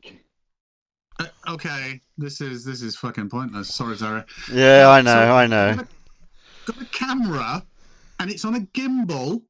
There is no tracking. There is no arc. It has got a single axis of rotation, and that allows it to point up, more up, until it goes all the way back round to where it was facing, and it can rotate. You just said it again. Thank you. No, it can rotate in that axis. Can we agree? Oh, it's rotating. It's tracking on an axis. You're tracking. Just okay, fucking say I it. call it rotating. But can we say you're tracking with it? Rotating, tracking. Okay, rotating, tracking. Can we say that I'm rotating and tracking on the axis? If I do a complete turn, it's 360 degrees. Can we agree to that? When you agree that it's tracking, you're tracking something on an arc. I'm not tracking anything. I'm just seeing how many degrees free of rotation it's got. And I'm If saying it's going at a 360, isn't it tracking? It's rotating, tracking, whatever you want to call it. I call it rotating. If you want to call it tracking, tracking. You're tracking something. Okay, I'm tracking 360 degrees by. Yeah, you're tracking an arc across your field of view. No. If you track it, if you keep it tracking, it's just gonna. The next day it's gonna be off, and the next day it's gonna be more off because it moves about a half a degree inward each day or outward depending on it. What? And then when it gets to Capricorn or Cancer, it basically sits in the same spot for about 3 weeks. The camera's got nothing to do with the tropics, Gary. No, but your camera is tracking in an arc, and you denied it until now. I forced you into it finally. Well, why are you adding more to this analogy than we haven't even because got there? There? More. He adds more, but he just doesn't tell you. I'm really not. I'm not. Garrett, listen to this. Garrett, listen to this. Okay, so imagine. Now I gotta go. I'm already running a little bit late. I gotta go. I can't sit here and talk. Oh my God. I'm at work. I just got here. No, that's fine. That's fine. Get off to work. Happy New Year. Happy New Year. It wasn't even about the sun. It really wasn't. No. I know I'm not that clever of a person, but at least I was able to follow what you were saying without adding anything more to it. I thought he didn't like the word rotating, so and he when you track round a corner. No, you don't. You rotate round a corner. But if you want to use track, fine. We'll call it. I'll track round a corner then. Oh, wait a minute. I need to go upstairs and track the mattress 180 degrees. It's like, what? Yeah. No one says that. You could have strapped your camera to the rim of your wheel and rotated the wheel around 360 degrees. Yeah, you see, what I was going to demonstrate to anybody watching is that Gary believes that in a camera, if you zoom or don't zoom, then the degrees changes. The degree changes? Yeah. So if you've got 360 degrees round, somehow they change to either be more or less if you zoom in or zoom out. Because if they don't, that conflicts with his worldview. Ah, okay. You mean change the focal length to make the yeah. Except he believes that... I don't like using the word zoom. It gets misused too much. Yeah, fair play. Well, you're a camera guy, Alan. Sorry. Yeah, I know. Happy New Year to my friends down under. Oh, hello. Hello, Joe. How you doing, Alan? I just got back from some tea. I saw I missed Gary White Benga. Yeah, you just missed him. That's a great way to start the new year off, missing Gary White Benga.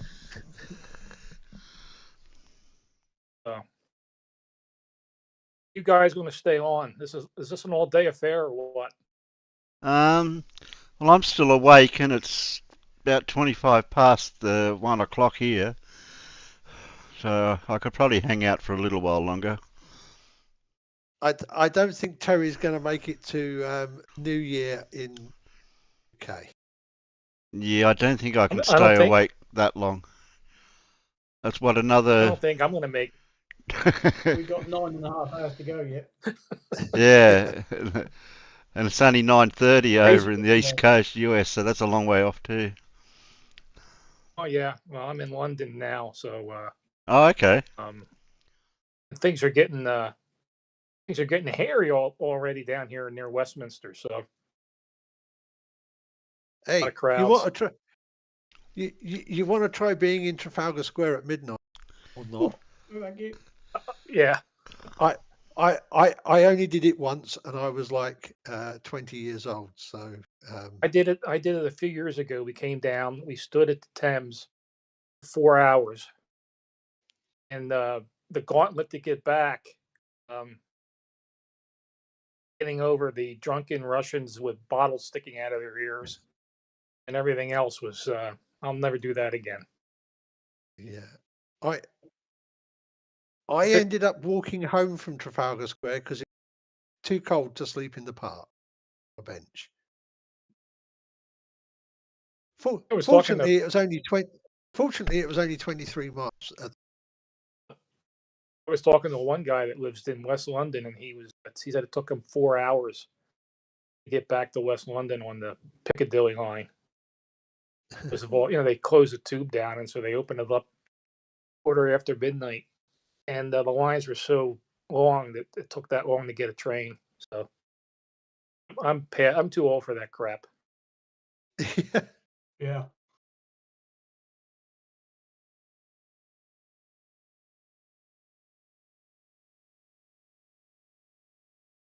So you guys didn't think that dive buddy? You don't think he was flat Earth Aussie Jesus?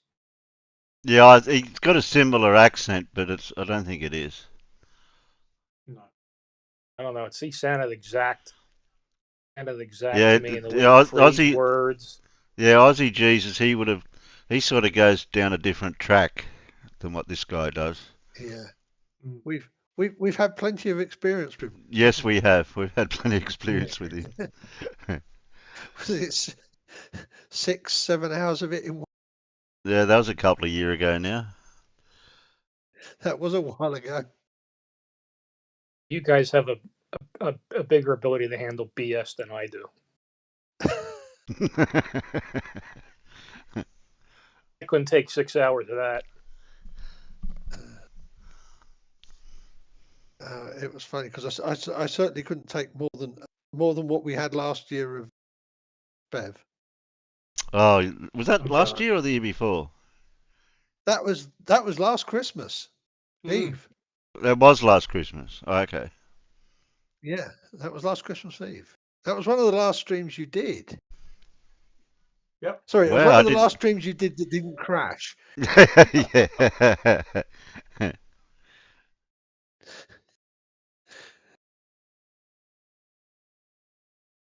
Well, we certainly don't have to worry about that again. Touch wood. Yeah.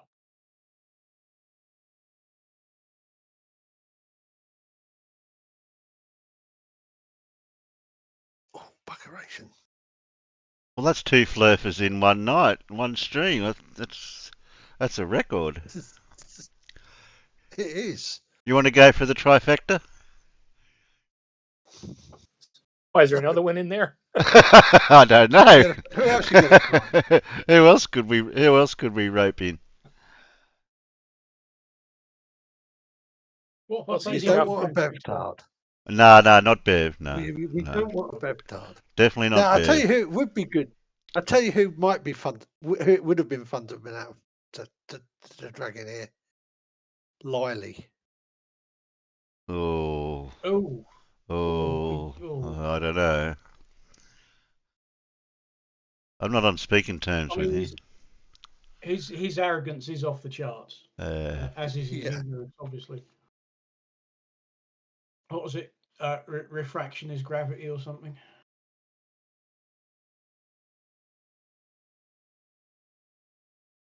Well, you got to give these guys credit. They are really, they're really certain in their ignorance.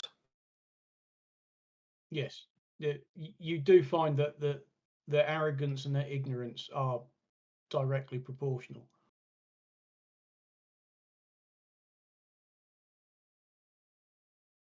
Oh yeah, that's right. That was Riley's latest one. Gravity is just a bit of refraction. Actually, Clive Wells has got it right. The person we'd ideally want. Lindsay. Oh. It's a shame he refuses. Yeah. It's a shame he refuses to speak to anybody else. Yeah, Directly, that is a shame. I'm sure he would if you paid him. Yeah. No. I'll contribute a pence. Oh, that's what Nathan Thompson wanted me to do, pay him one time. I think I've still got that email. Bronze Logic was going down that road as well, that he would only debate people if they sent him X number of euros, and it was thousands. Oh yeah, I'll debate you for whatever 1,000 euros it was. Like, yeah, I'm not debating you for free. You're an idiot. Piss off.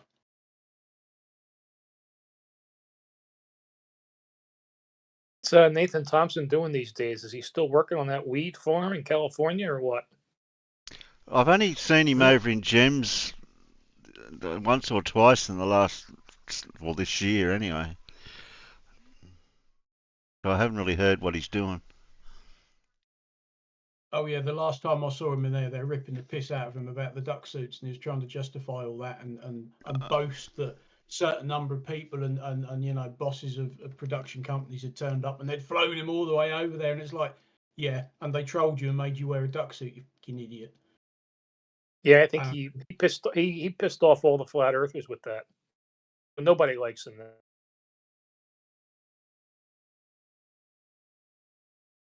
What if Mel had come on here? Well, he's Aussie. Says he's coming to Scotland. Yeah. Wonder if he's got his ticket yet. To come to Scotland and take part in the musical culture that's there and play his guitar and make himself famous. Were you over there that night when he was playing his guitar? Yeah, when Paul got him to play his guitar. Oh yeah. my lord. Yeah. He's going to have if he comes over here, it's going to be an extended holiday and that's it. And then he's going back home because he's not going to make 1 penny over here playing his guitar.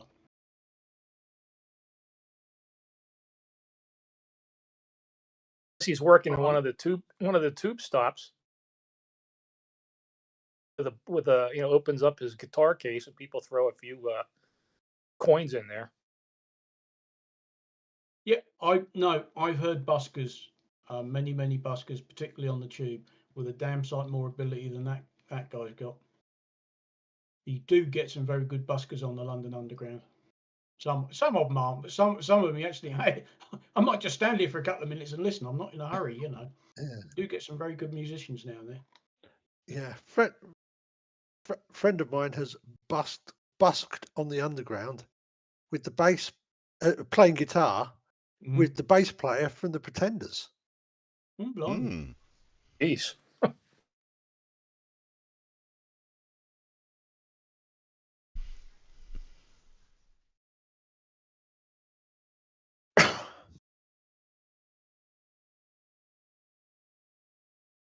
Hopefully, I'll hear better music next 2 nights. Classical music, and I'm going to hear jazz show at the Pizza Express in Soho.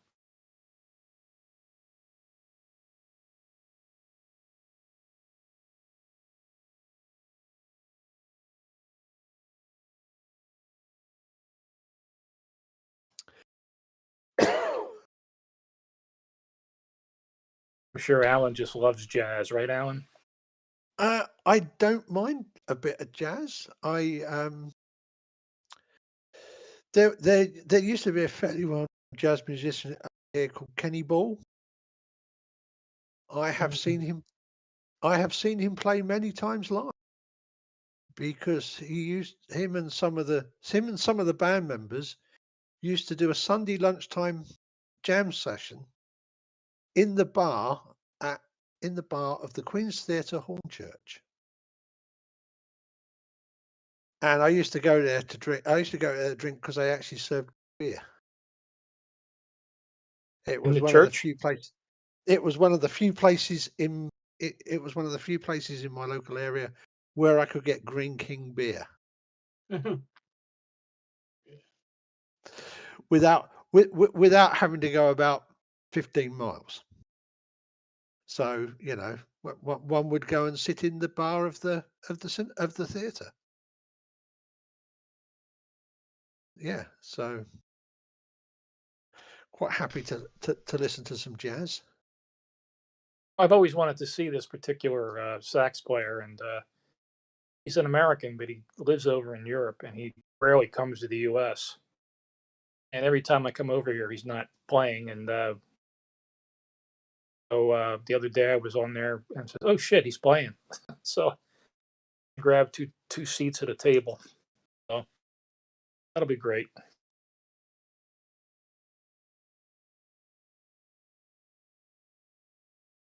There's no shortage of music here. If you go to shows at Ronnie Scott's, for example, sell out very quickly. You can have the same artist in New York at one of the jazz clubs in New York, and you can go the day of, walk right up and get in. Do that in London.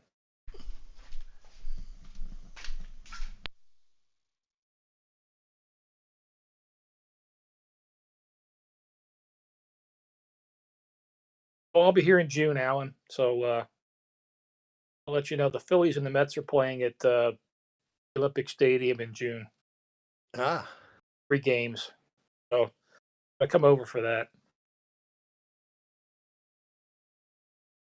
Well, I might have to look into getting a ticket. I've never ever watched an actual baseball game. Well, you might as well see the best of the. You might as well see the best of the best for the first time.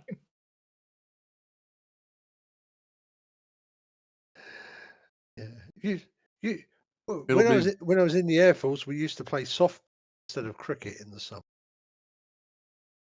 Mostly because we had an American boss. It'll be a different experience for you, Alan. Yeah, it's not like cricket; it actually ends and somebody wins. The games don't last 3 weeks. Somebody usually wins in a game of cricket. They're usually those one-day internationals. The other ones, like the Ashes, they last forever. Yeah, I know.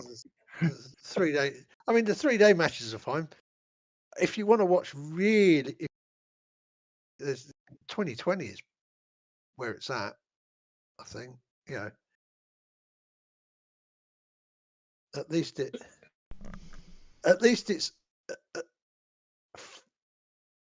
full of a reasonable amount of action because people are trying to score runs as quickly as they possibly can. I'm glad to see you on, Blue. You haven't been doing as many live streams, have you? No, I haven't done very many at all lately, Joe. I don't know why, other than I'm pretty bored with those guys. Yeah, well, maybe you've come to your senses. You're beating your head up against the brick wall. Yeah, I doubt I've come to my senses, but yeah, maybe I'm just tired of the pain. Well, I mean, it's not like they're even being very inventive.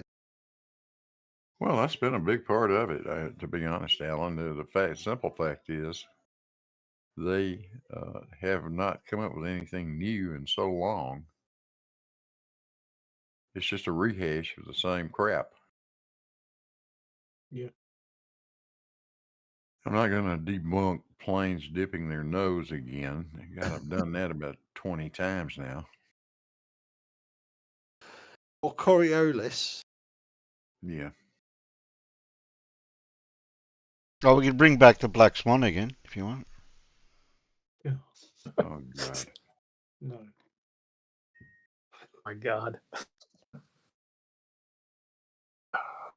When I first saw the Black Swan thing, I had a laugh because my wife is from Santa Barbara, California, and I know those oil rigs very well. It's like, what's wrong with you people? They're idiots. Anybody's been on the beach out there, you know where they are and how far away they are, and the fact that you can't see them, all of them, on any normal day. So.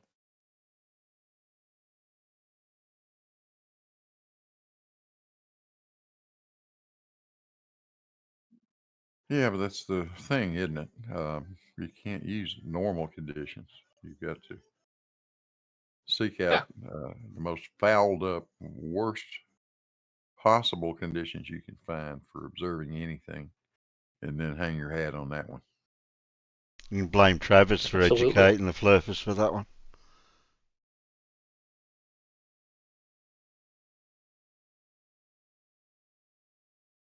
Yeah, I mean, if your intention is to show how wacky refraction can be under certain conditions, then they're doing a hell of a great job of it.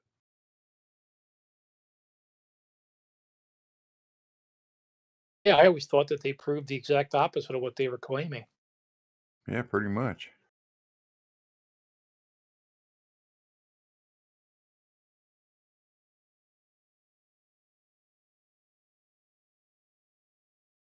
Oh, but we see too far. No, you don't. You see exactly how far you're supposed to see.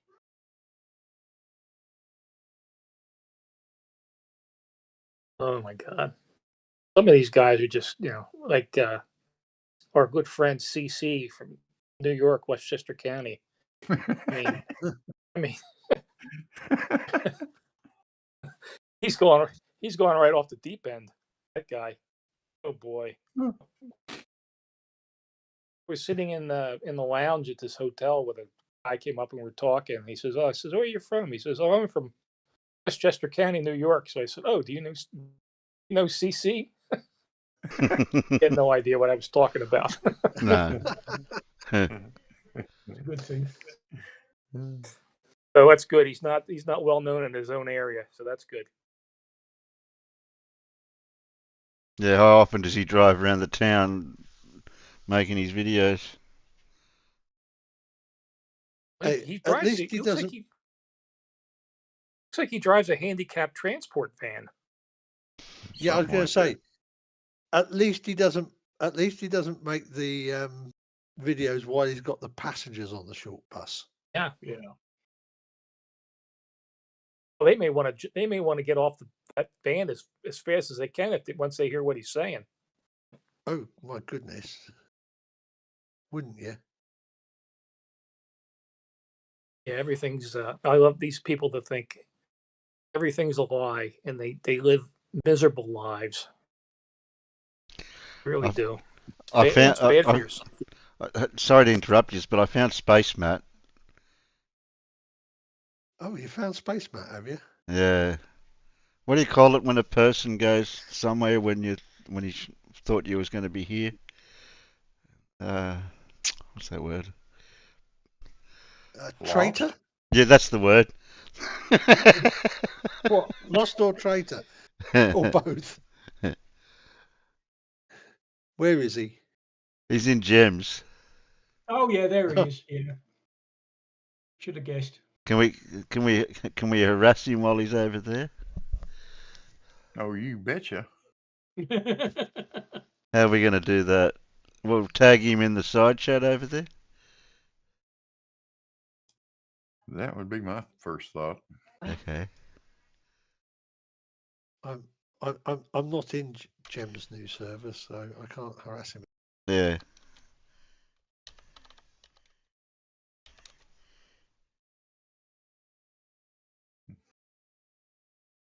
I do sometimes pop in there, but generally only at weekends if there's nothing else happening. Yeah, let's see. Matt. You're AWOL.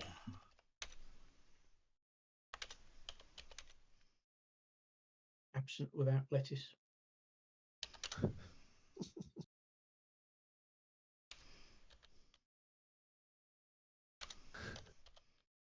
Yeah, I'll rub it in.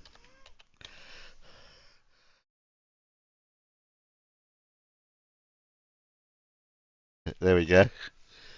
Yep. Oh, I do like Clive's turn with words there. The Black Swan was a paltry attempt at a flat Earth proof. Oh. Nothing to get in a flap about. It fell foul of proper analysis. Oh dear. Oh. Oh my goodness, Clive. Have a word, mate. Clive is a true wordsmith.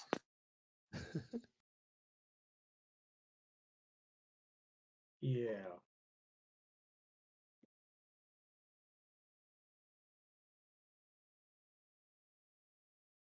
Or is that Smithy? I forget how you say it over here.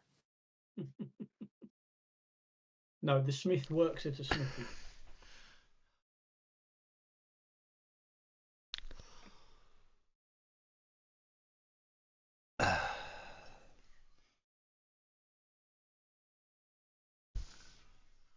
So, given it's New Year's Eve, what classics have we got to relax on the box later on?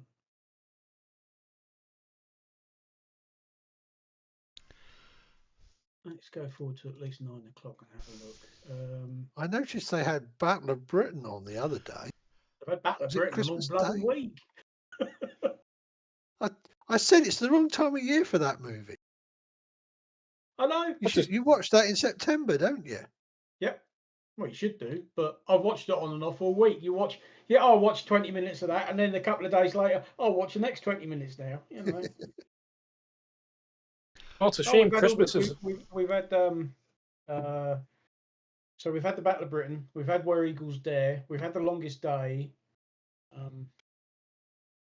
A Bridge Too Far, Bring Up the Pit.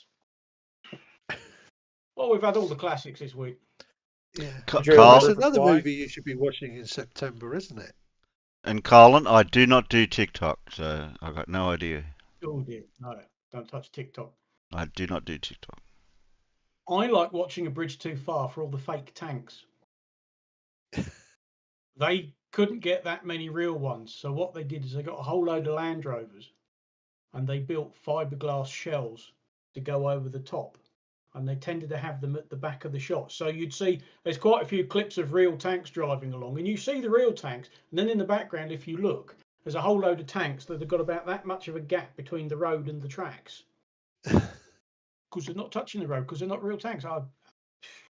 I love the ingenuity, but you look at it and go, hey, hello, that's a Land Rover dressed up. Hover tanks.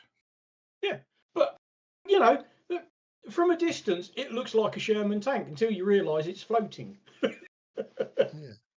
Because it's just a fiberglass shell over a Land Rover. But hey, it could be worse. Could be inflatable. Well, at least this time of the year, we get to see I get to watch the greatest Christmas movie in all of mankind history. Little Drummer Boy. Die Hard. Die Hard. Oh, we had The Great Escape. That was on the other day as well. I believe Die Hard 2 is also a Christmas movie. Yes, it is, but it's not quite as good as the original. No, as is of course, as is of course the original Lethal Weapon. Yes. Yeah, that was on as well. Evening or afternoon? Oh shit! Happy New Year to our colonial friends, or convicts, or what you call them. Happy New Year. I didn't remind you of anything, did I, Matt? I didn't actually know you were live streaming from Discord. To be fair, I didn't want to do Zoom. I'm not doing my Zoom again until about halfway through the year because I don't want to pay for Zoom near Christmas. Yeah. Wrong time of year. Yeah. And actually, since they've done a lot of upgrades to Discord, Discord's not nearly as bad to stream from as it used to be. Mm. How many hours? How long ago was it? New 2024 for you then, Terry? It's been nearly 2 hours. All right.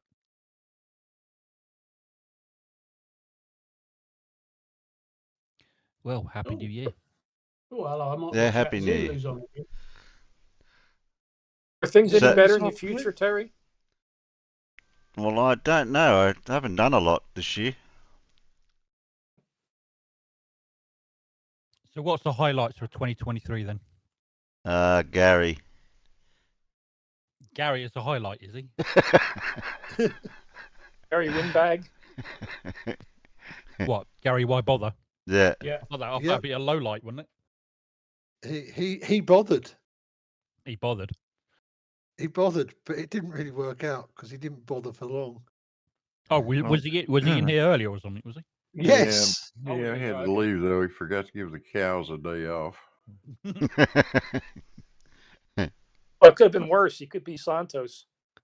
Making those poor cows work on New Year's Eve. My God.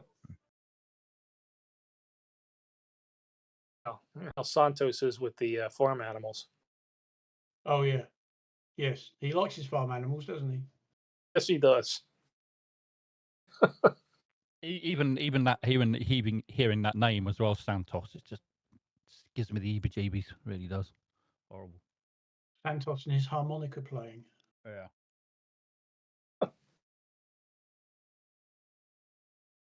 So anyway, I'll repeat my question. Highlights of 2023. Oh, highlights of 2023. Yeah. Oh. Well,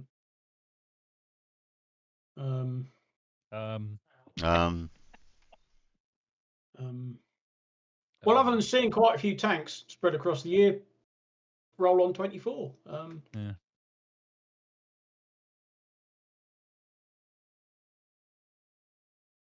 Oh, the stock market's doing pretty well. I got to sit inside a Jagd Panther. How's Bitcoin doing now, by the way? Anybody know? I don't know. I don't have any Bitcoin, so I don't pay any attention to it. Neither do I actually, but once in a while I look.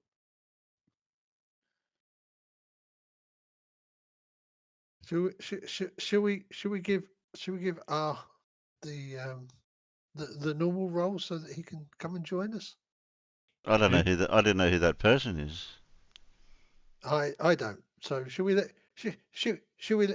him be not new for a little while? Only if his name's Max. Max the Road Warrior. We'll let him. I've changed his role so he can join us. I mean, it's easy enough to. Yeah, you just change his role. Yeah. Yes, Elmigs, I know you've got a King Tiger on loan. We want it back. Because that's the one out of the two that we've got here that they're thinking about getting running. Put it next to a Renault MC. Small tank, big tank.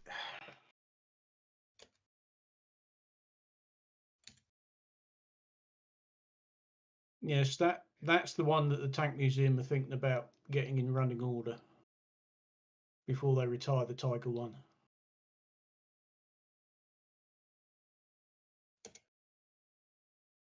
Because bless it, it's getting a bit long in the tooth. Bit like you. I'm not 70 plus years old. Oh, ain't he? Oh, okay. No. Well, I mean, the problem is they say they've tried to keep it all original. I mean, they had to change the engine because sometime in the 50s, I think they took the engine out and sectioned it so they could demonstrate it to people. So it needed another engine. But things like the tracks, they are still as were built in 1940 whenever. They haven't replaced any of them. And they're saying it's getting to the point where it could start falling apart. Like they had a World War I Mark IV tank. And in theory, it still runs, but it's so fragile that they just said, we don't run it anymore because it's going to literally fall apart on us. Yes, Dora, it took a while.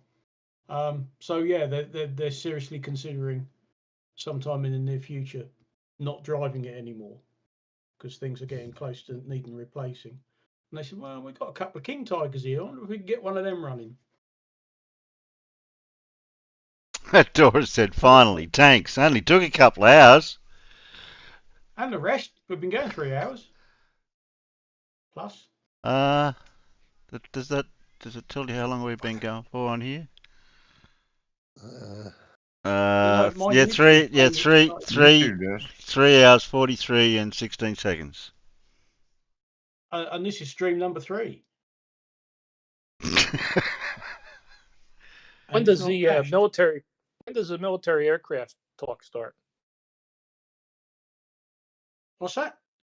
When does the military aircraft talk start? Oh, we haven't done that. We've done tanks. Yeah.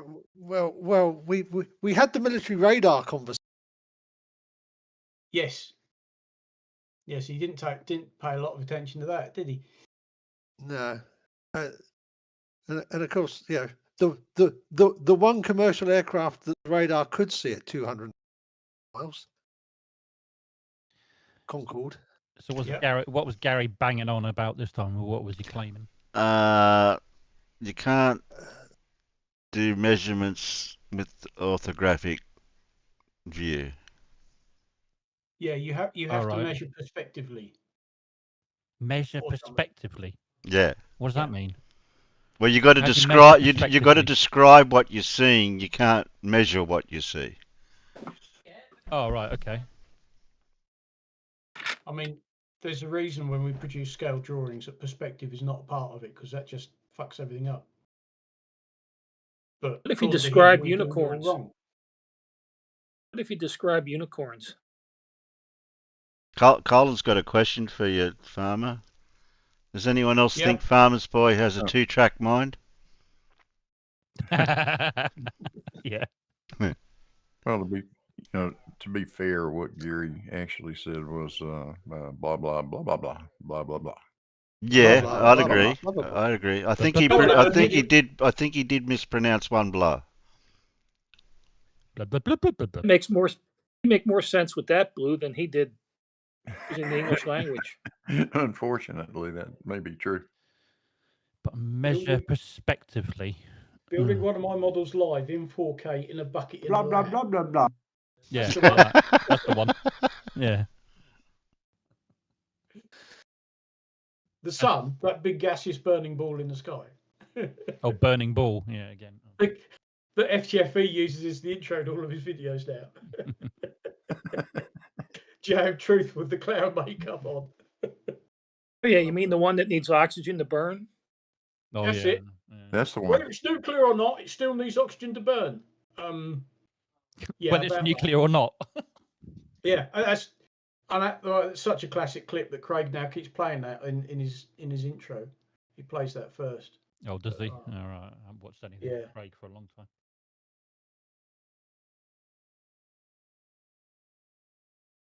I don't know what's happened to Jam Truth. Possibly disappeared up his own ring piece. I don't know. Yeah, because he was supposed to be making a comeback, wasn't he? I mean, it wasn't much of a comeback, was it? Made a couple of videos and just disappeared again, didn't he?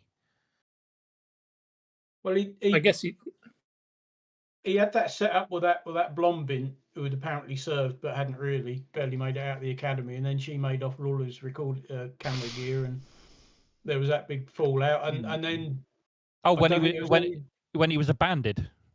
When he was abandoned in the desert, yeah. Was that before or after he made a complete tit of himself with Red's rhetoric? That happened after, I think. Yeah, because he quit. He quit soon after that, didn't he? Because somebody set him up.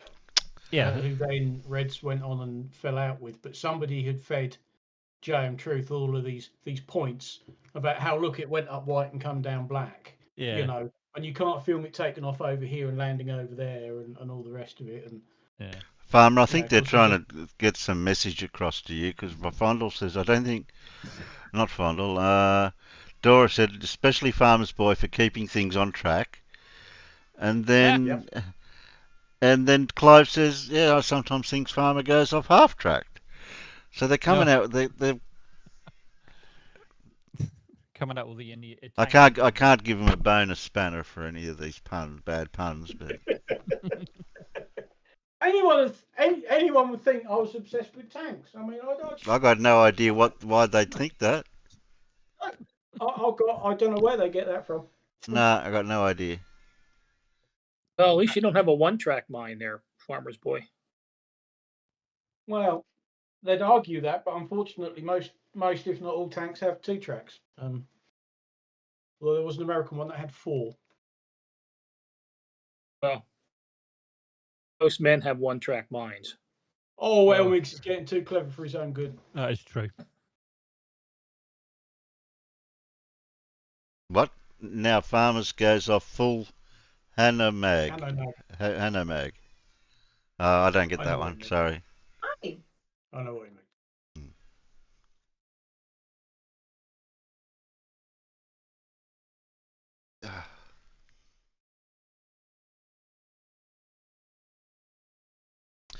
Well, I might only keep going for another 12 minutes and 10 seconds. It's very precise.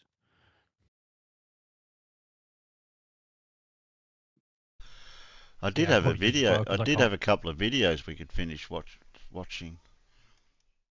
Well, we only watched one, didn't we? Well, why you got the kept time? Squaring through that as well. Yeah. You call it down. Actually, when it oh, come on, mate. when it comes down to it, that's what I want. What I've just posted. Yeah, I saw that in the chat. I've actually seen that before. Yeah. I don't think you'll get that through your front door, Al. It'll right, make its own doorway. I don't think I don't think he needs to get through the front door, do you? No, it'll just make its own doorway. Yeah. Yeah, that thing will keep the neighbors' kids in their own damn yard. Yeah, I was gonna say put a couple of machine gun, a couple of 50 cows on there or something, either side, a couple of rocket launchers. What?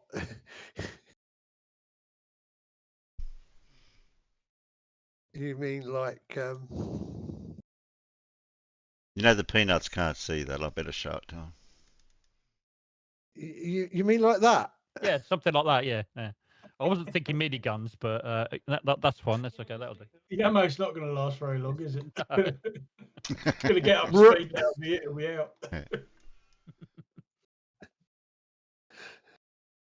But it will go,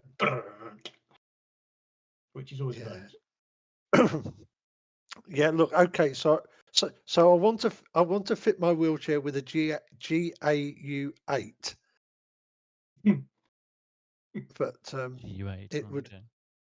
That's it's the Gatling gun from the nose of a certain aircraft originally built by a company called Fairchild. The A10. Yeah. The A10.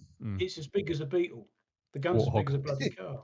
Well, I mean, I have seen them. Wasn't the plane part incidental? Wasn't it? It was just they built the plane around the gun, didn't they? They had to make certain modifications. The nose wheel is offset to one side. Yeah, I know that. Yeah. And they then found after testing that they had to put an air scoop right on the nose to try and scoop some of the gases that were coming out of the barrels. But wasn't it a case of kind of like, oh, we got this gun, let's try and put it in the air? Wasn't it that kind of thinking, or something like that? Wasn't it? No, not really. No. Okay. They'd come up with the idea of the aircraft, and at the same time they were looking at guns that could fit. I think somebody sort of suggested, well, why don't we scale up sort of the mini guns that we've already got, and you ended up with a gun that they called the Avenger. And then put wings on it and a jet engine. I got the feeling that they kind of designed them around each other. Yes. Right. Okay. It was at the time. There was just so many clever features, even to the point of choosing what engines they were going to use, and it's things like the undercarriage. When you set the undercarriage, it goes from sort of the front of the wing to the back. It pops down backwards, so that if you lost the hydraulics, then when you release the wheels, the airstream will push them down into place. It's just built to be so survivable. But the one thing they didn't fit was an autopilot. So when they decided to come over and play in the sandbox, they had to physically fly them all the way across the Atlantic. There was no, I'll just turn on the autopilot. But yeah, I've just finished reading a couple of books about the A10 and very, very clever design. And they were supposed to be replaced 20 years ago, I think.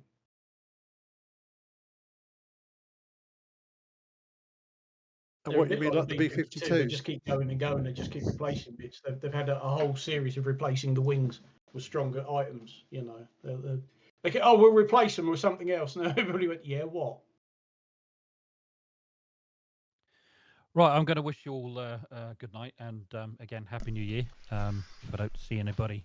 Yeah, Happy New Year, man. In the UK Thanks for dropping by. And that's all right, no problem. I got stuff to do to get ready for tonight now as well. I'll see you sometime this year. Yeah, I'm sure. Yeah, when are you going to do a stream again? I don't know how regular I'll do it, but I'll try to do some sort of schedule. I didn't get a notification for this. I have no idea why.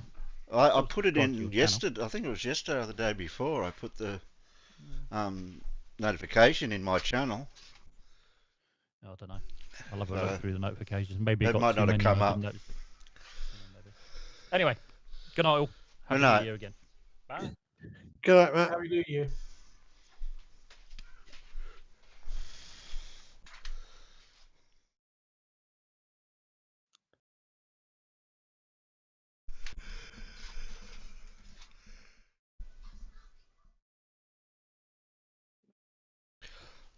I think we might start winding down, guys.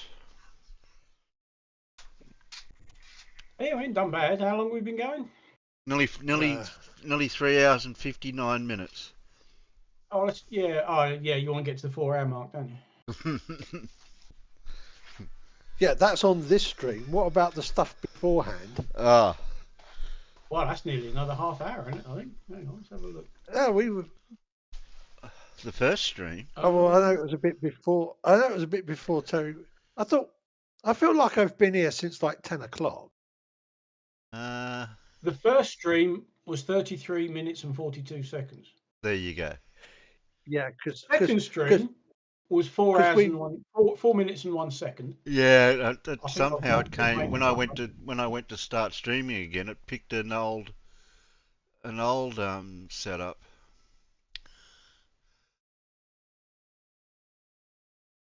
Yeah, I had to go into YouTube and tell them to use the same settings for before. Yeah.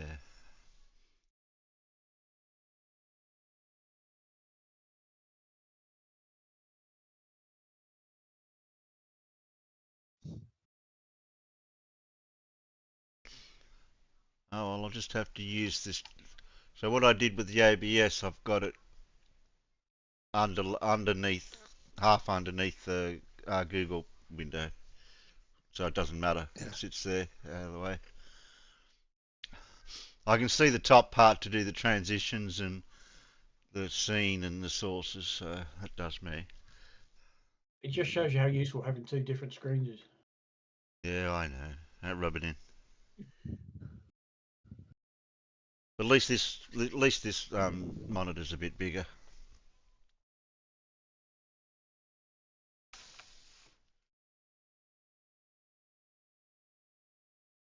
Well, Happy New Year, guys. Yeah, Happy New Year. Happy New Year,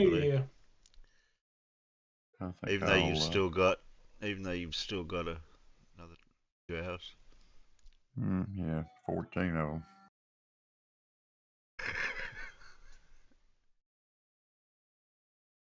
But we will see you guys next year. I'm out of here. All right, Blue. Yeah, mate. See you, Blue. Happy New Year.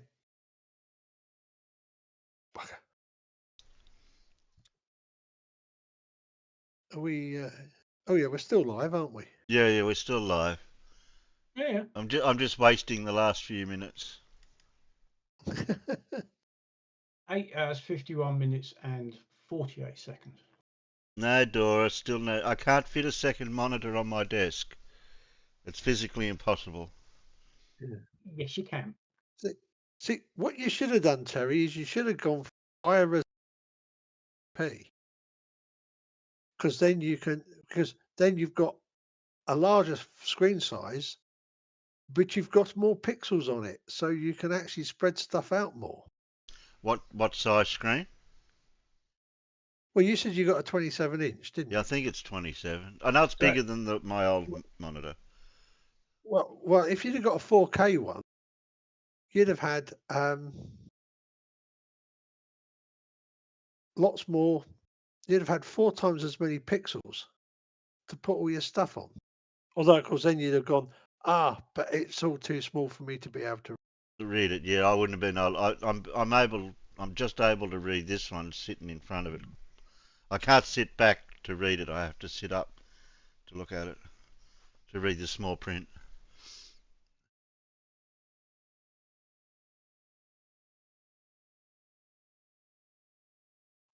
That's what I told them, Colin. I mean, that's what I've got. I've got a 2-arm stand. Well, I mean, I can sit back. Yeah, I've been sitting back because I haven't had to sit forward much. I can read the text chat. I can swap windows. I can swap things over here.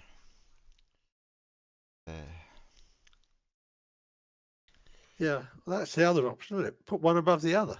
Yeah. Oh, then it'd be way too high.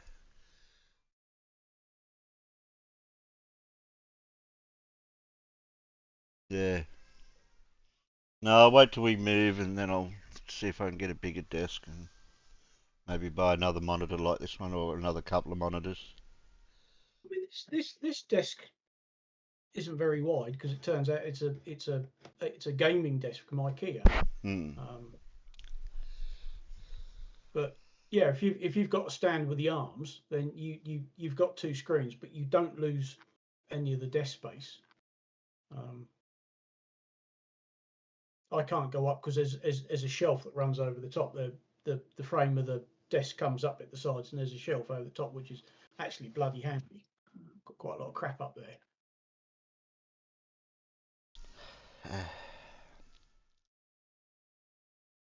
Not you, Gary. Another swiveling mount for a laptop. Anamorphic, if you say me name correctly and it'll spell correctly, and then you'll be able to tag me.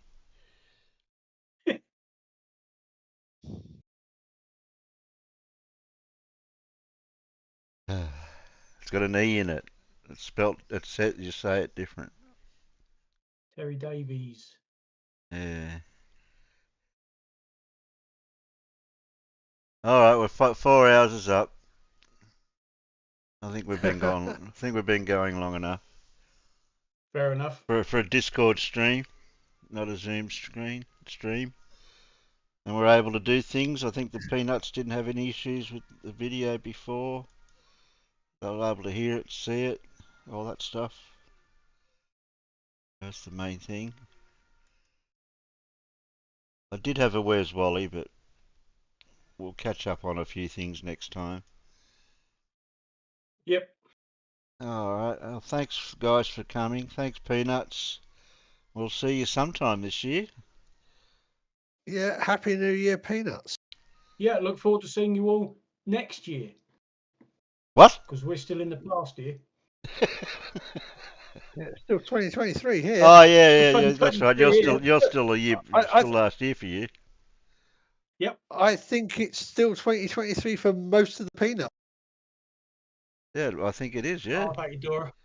I don't think there's many out there that are, except for Timbo. Yeah. Timbo didn't drop in.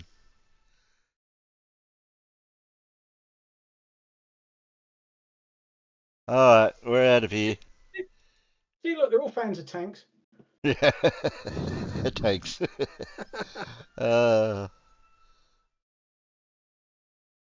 Okay, all I've got to do is hit this.